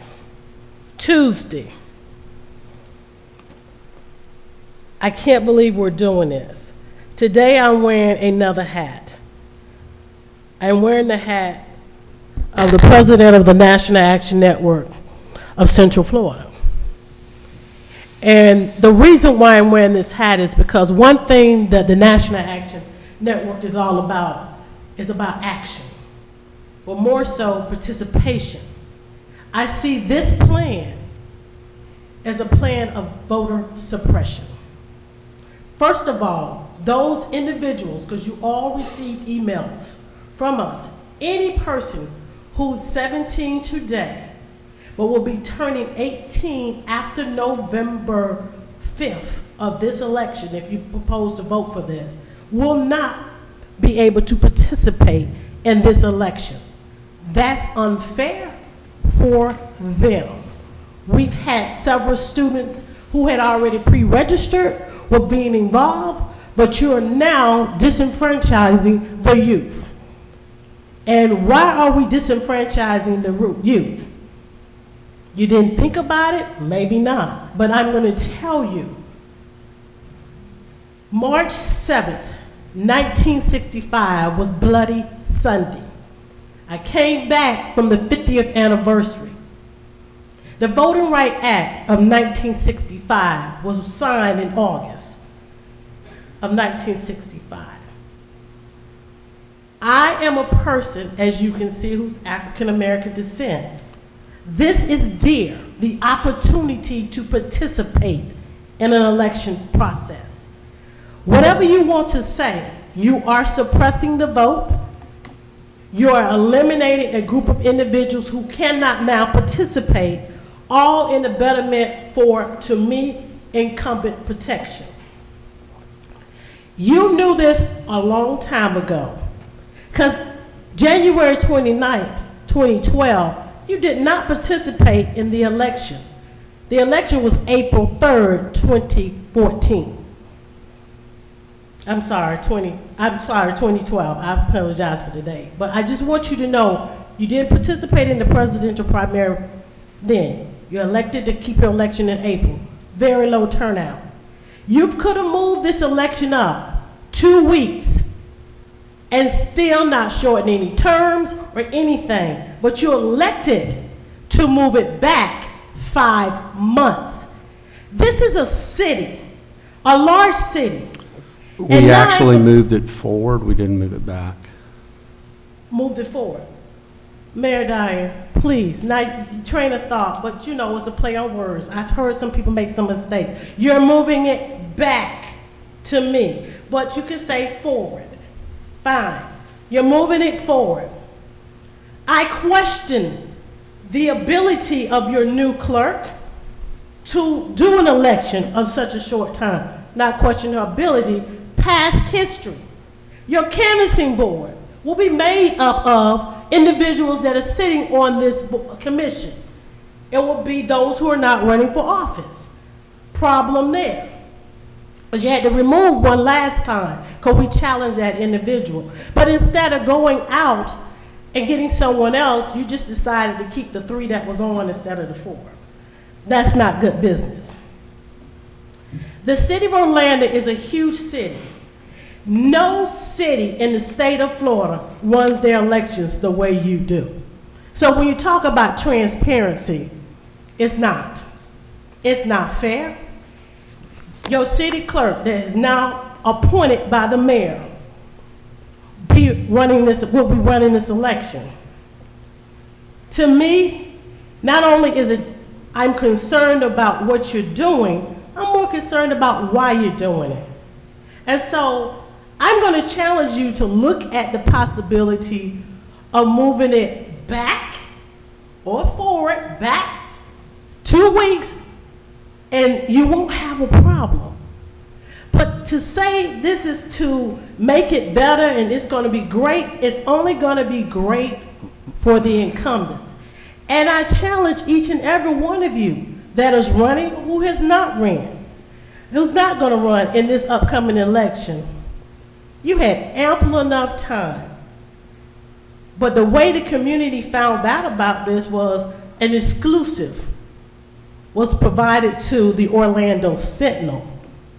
You had planned this, and you only let the Orlando Sentinel know about it ahead of time.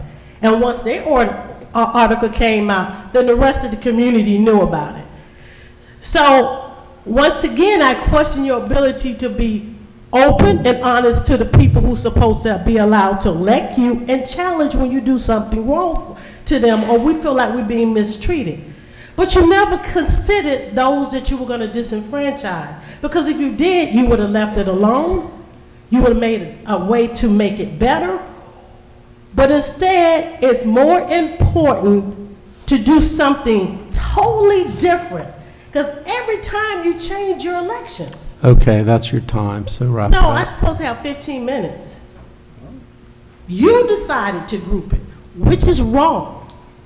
I did not speak for 15 minutes, Mayor Dyer. These are 3 separate ordinances. 3 separate ordinances. Each time allow me 5 Ma'am. minutes to speak. Called as one motion. Called as one motion, right? Okay, No, I that's do your not. time. I have 15 minutes. I turned in 3 cards. We had it as cannot one change public the hearing. process. Plus, you do not haven't want to hear addressed from any one of the community. 3 different, in any different manner anyways. So that's your time.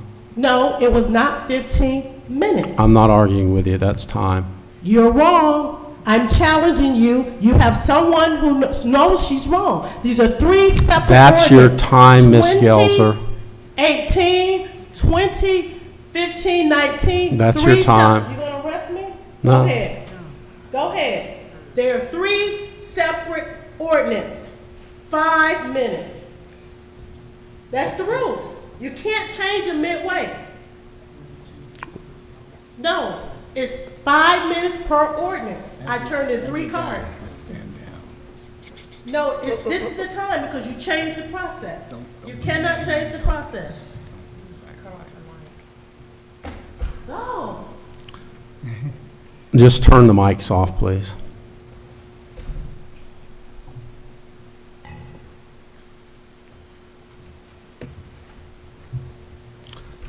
I need to use the restroom, so we're going to take a 5-minute break. Okay.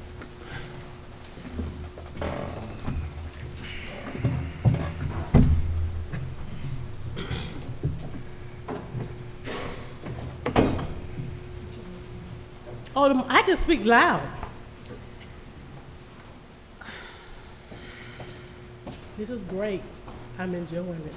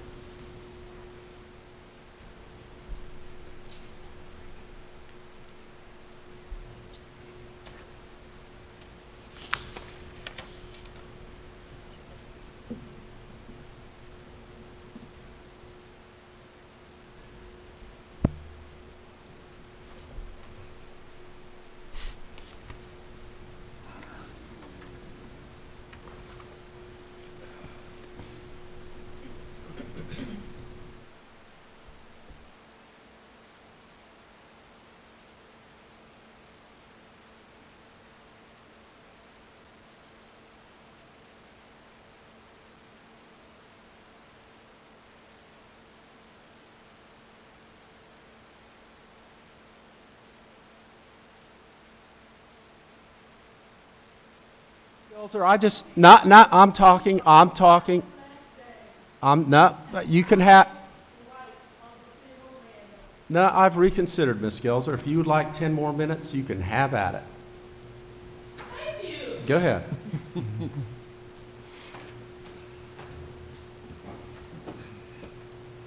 Thank you so much, Madam Mayor. Clerk, if you would give 2 consecutive 5 minutes, I'm sure that the council will be entertained with this testimony for the next 10 minutes.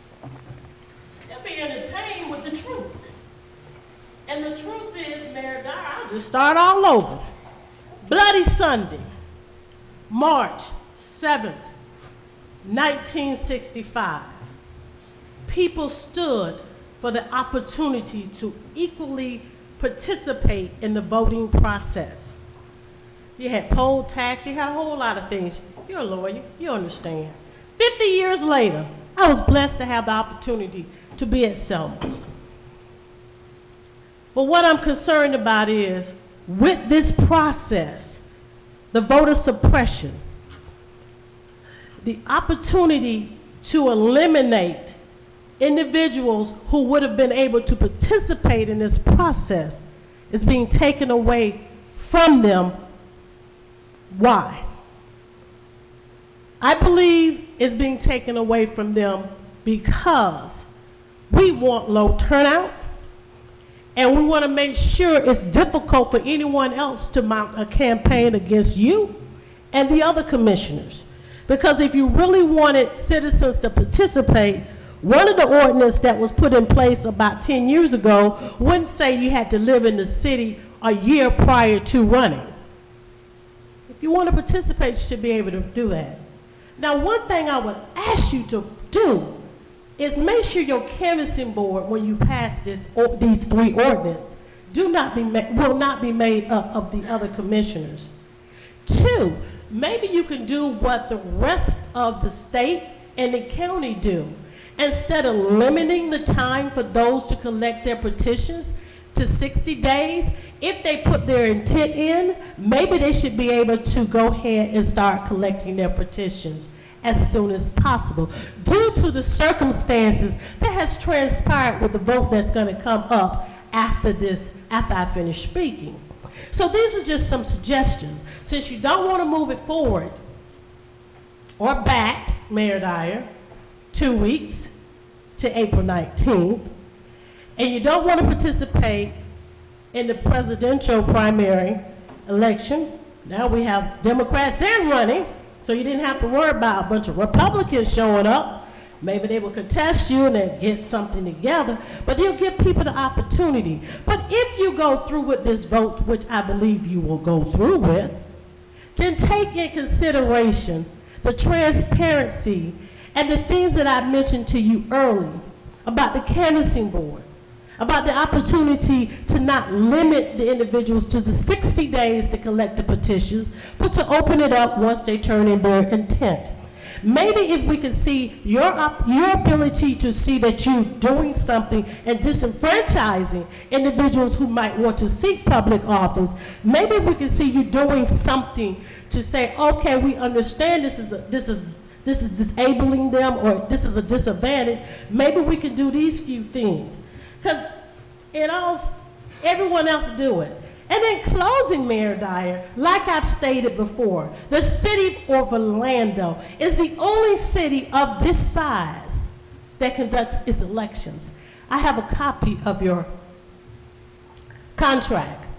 We got a copy of Tampa and everybody else of the same size, 1 page. Could they let the supervisor of election, a person who's elected by the people, conduct the election?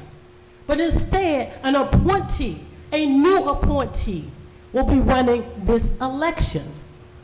No experience. Great person, really don't know. Question that. You've had problems in the past. You will have problems with this election, because some people will be challenging what you're doing to the public to maintain incumbent protection. You just don't want anybody to challenge you in an election. So whatever your reason may be, it might be difficult for you. Imagine those individuals it will be difficult for. So stop saying it's going to be great for the community, because if it was great for the community, you would have not only given that story to the Orlando Sentinel, it would have been provided to the entire community. But you had the plan already put together when you gave. So you've been thinking about this for a while. You've been thinking about it for a while. And it's not because someone sent you a letter. It's always been that way when it comes to the elections for the city of Orlando, when it comes to Mayor Dyer running. You never know, because it's never put on you never make the selection until just before it's time to have the election. So if you don't want anyone to challenge you, I think this is what you're going to do, what you're doing. But if you want open transparency, because if you could run on your record, you wouldn't have to do this. Your record should stand for itself. Some people might question it, some people might. But let the people choose if it's the best thing. But for those young people who will not be able to participate in this election, shame on you for voter suppression. God bless you. You've got 5 minutes and 18 seconds left if you want to fill that.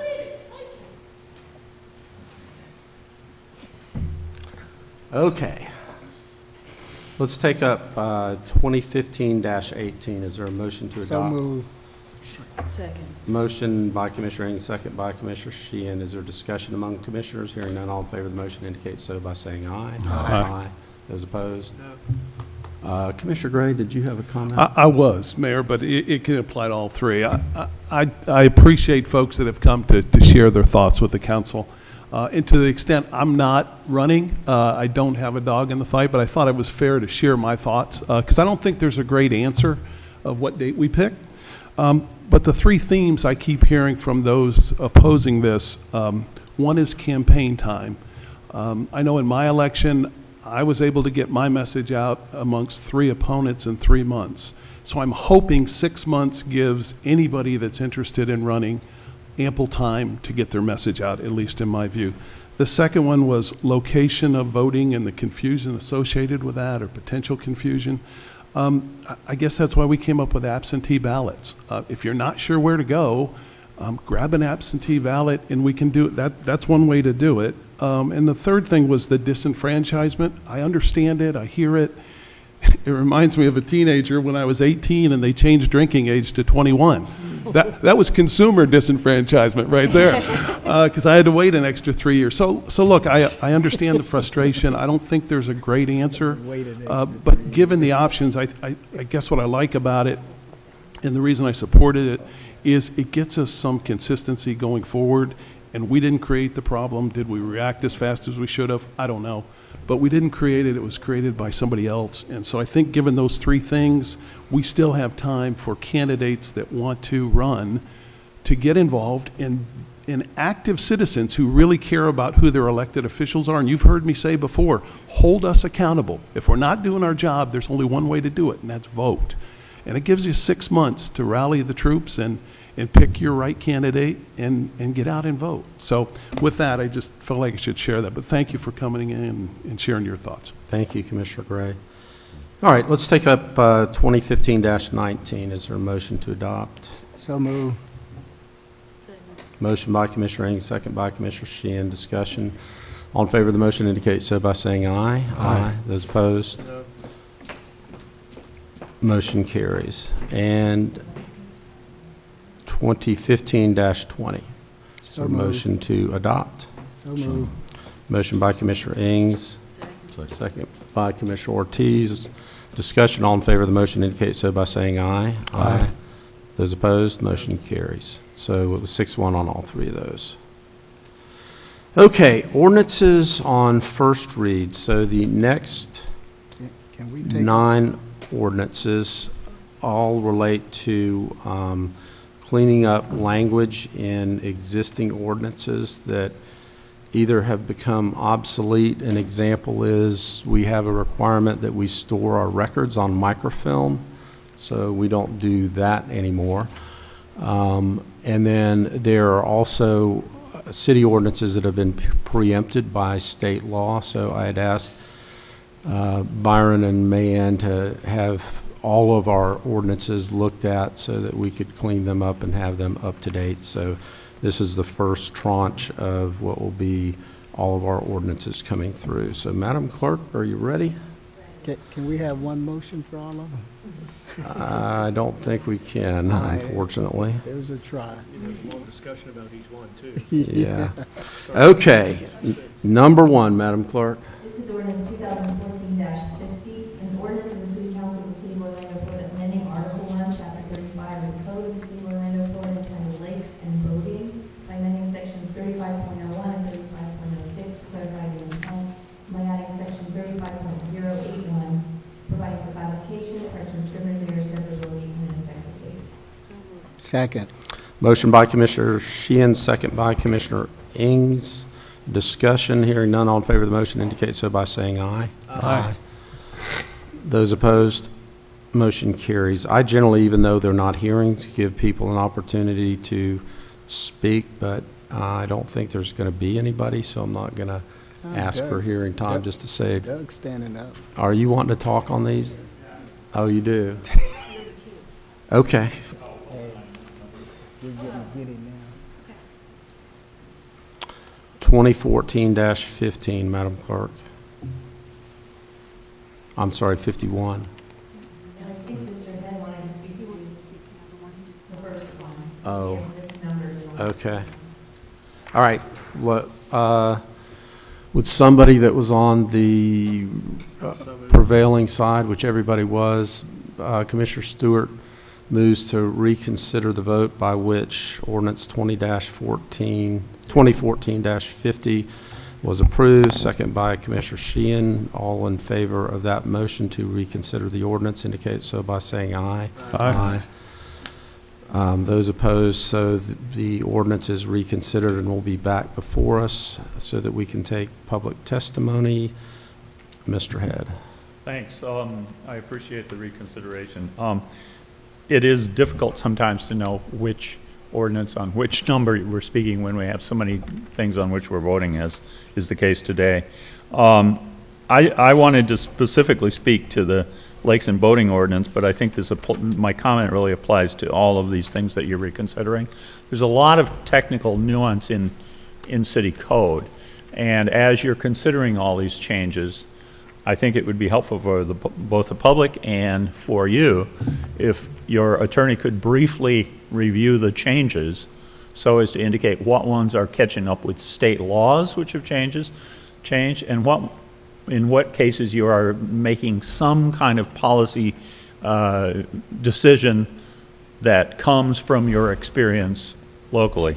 On the issue of lakes, the specific ordinance has some very technical language involving shorelines and alteration of shorelines, and it got my attention because I live on a lake, and I got to thinking about how in some circumstances dirt gets pushed into in my particular case on my particular lake, poor barriers to the shoreline in a construction across the lake led to the massive increase in vegetation growth inside of the lake, and eventually to the city having to come out and work on the perimeter of the lake and kill back some of the bad invasive species that had invaded the lake. These are the kinds of issues that are really, I think, very central to city government, and it's in my view worthwhile to beef up this particular ordinance to make it much more strenuous. And I know we're just doing cleanup at this point, but in each case, cleanup allows for strengthening, cleanup allows for weakening. I think it's important for the public to understand what you're doing in each case when you're making these reforms, whether they be compelled by state legislative action or compelled by some different policy decision that we're really not familiar with, and to get the information out to the public in taking up all these cleanup ordinances. That's all. Thank you. There should not be any policy decisions that were made in any of these ordinances. I understand your issue about strengthening a particular ordinance, but in this case, all we did was clean up either obsolete language or language that was preempted. Issues of should we make our policies more stringent as it regards lake protection or whatever it is, we can certainly take those up on a more case-by-case basis. Okay, we're on 2014-50 again. I guess we need another motion on that. Move to approve. Motion by Commissioner Ings, second by Commissioner Sheehan. All in favor of the motion indicate so by saying aye. Aye. Aye. Those opposed, so the motion carries. 2014-51, Madam Clerk. An ordinance of the City Council of the City of Orlando, Florida, amending Article 1, Chapter 50 of the Code of the City of Orlando, Florida, entitled Public Service Company, by amending sections 50.01 and 50.05 to clarify the intent, and deleting in its entirety and reserving for future use Article 2, Chapter 50 of the Code of the City of Orlando, Florida, entitled Railroads, providing for codification, correction, scrivener's errors, severability, and an effective date. Second. Motion by Commissioner Sheehan, second by Commissioner Stewart.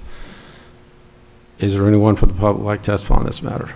Discussion among commissioners. Hearing none, all in favor of the motion indicate so by saying aye. Aye. Those opposed, motion carries. Number 3, Madam Clerk.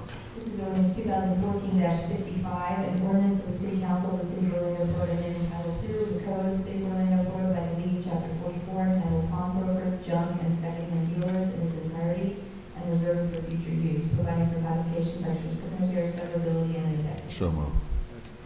Motion by Commissioner Ortiz, second by Commissioner Stewart.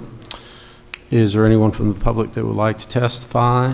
Discussion among commissioners. Hearing none, all in favor of the motion indicate so by saying aye. Aye. Those opposed, motion carries. Number 4, Madam Clerk. This is ordinance 2015-15, an ordinance of the City of Orlando, Florida relating to picketing, amending section 43.42 of the Code of the City of Orlando, Florida, providing for severability, codification, correction, scrivener's errors, and an effective date. Move to approve. Okay, motion by Commissioner Ortiz, second by Commissioner Stewart. Is there anyone from the public who would like to testify on this matter? Discussion among commissioners. Hearing none, all in favor of the motion indicate so by saying aye. Aye. Those opposed, motion carries. Number 5, Madam Clerk. This is ordinance 2015-22, an ordinance of the City Council of the City of Orlando, Florida, amending Chapter 7, Article 11, titled Supplier Diversity of the Code of the City of Orlando, Florida, by clarifying Section 7.1102, Veteran Business Enterprise Preference, providing for codification, correction, scrivener's errors, severability, and effective date. Motion by Commissioner Ortiz, second by Commissioner Sheehan. Is there anyone from the public that would like to testify on this matter? Discussion among commissioners. Hearing none, all in favor of the motion indicate so by saying aye. Aye. Those opposed, motion carries. 6. This is ordinance 2015-23, an ordinance of the City Council of the City of Orlando, Florida, amending Articles 2, 5, 8, 9, 10, 12, 14, 15, and 17, entitled City Attorney, City Clerk, Rules and Procedures for City Council, Rules of Order before Boards and Commissions, Employee Benefits, Public Records, Retention and Disposition, Boards, and Audit Board, by deleting Article 33, Naval Training Center, Community Redevelopment Agency Advisory Board, and by deleting Sections 2.27 and 2.107, clarifying duties and responsibilities of officials and board members, and deleting sections that have become obsolete, providing for codification, correction, scrivener's error, severability, and an effective date. So move. Motion by Commissioner Ing, second by Commissioner Sheehan. Is there anyone for the public who would like to testify on this matter? Discussion among commissioners. Hearing none, all in favor of the motion indicate so by saying aye. Aye. Those opposed, motion carries. Number 7, Madam Clerk. Ordinance 2015-24, an ordinance of the City Council of the City of Orlando, Florida, deleting in its entirety and reserving for future use Chapter 15 of the Code of the City of Orlando, Florida, entitled Camping Grounds, providing for codification, correction of scrivener's errors, severability, and an effective date. So move. Motion by Commissioner Ing, second by Commissioner Sheehan. Is there anyone for the public who would like to testify on this matter? Discussion among commissioners. Hearing none, all in favor of the motion indicate so by saying aye. Aye. Those opposed, motion carries. Number 8, Madam Clerk. This is ordinance 2015-25, an ordinance of the City Council of the City of Orlando, Florida, deleting in its entirety and reserving for future use Chapter 47 of the Code of the City of Orlando, Florida, entitled Plumbing Code, providing for codification, correction of scrivener's errors, severability, and an effective date. Second. Motion by Commissioner Sheehan, second by Commissioner Stewart. Is there anyone from the public who would like to testify on this matter? Discussion among commissioners. Hearing none, all in favor of the motion indicate so by saying aye. Aye. Those opposed, motion carries. And number 9. Ordinance 2015-26, an ordinance of the City Council of the City of Orlando, Florida, deleting in its entirety and reserving for future use Chapter 47A of the Code of the City of Orlando, Florida, entitled Air Conditioning, Refrigeration, Heating, and Ventilating Code, providing for codification, correction of scrivener's error, severability, and effective. Motion by Commissioner Stewart, second by Commissioner Sheehan. Is there anyone from the public that would like to testify on this matter? Discussion among commissioners. I actually can't believe the press didn't stay for this one. All right. All in favor of the motion indicate so by saying aye. Aye. Aye. Those, oh, yeah, okay. The paper's here, that Wiley paper that is only media people that found out about the change in election dates. Okay, all in favor of the motion indicate so by saying aye. Aye. Those opposed, motion carries. All right, that concludes the official business of the Orlando City Council for May the 4th. May the 4th be with you. May the 4th be with you. May the 4th be with you. With enthusiasm.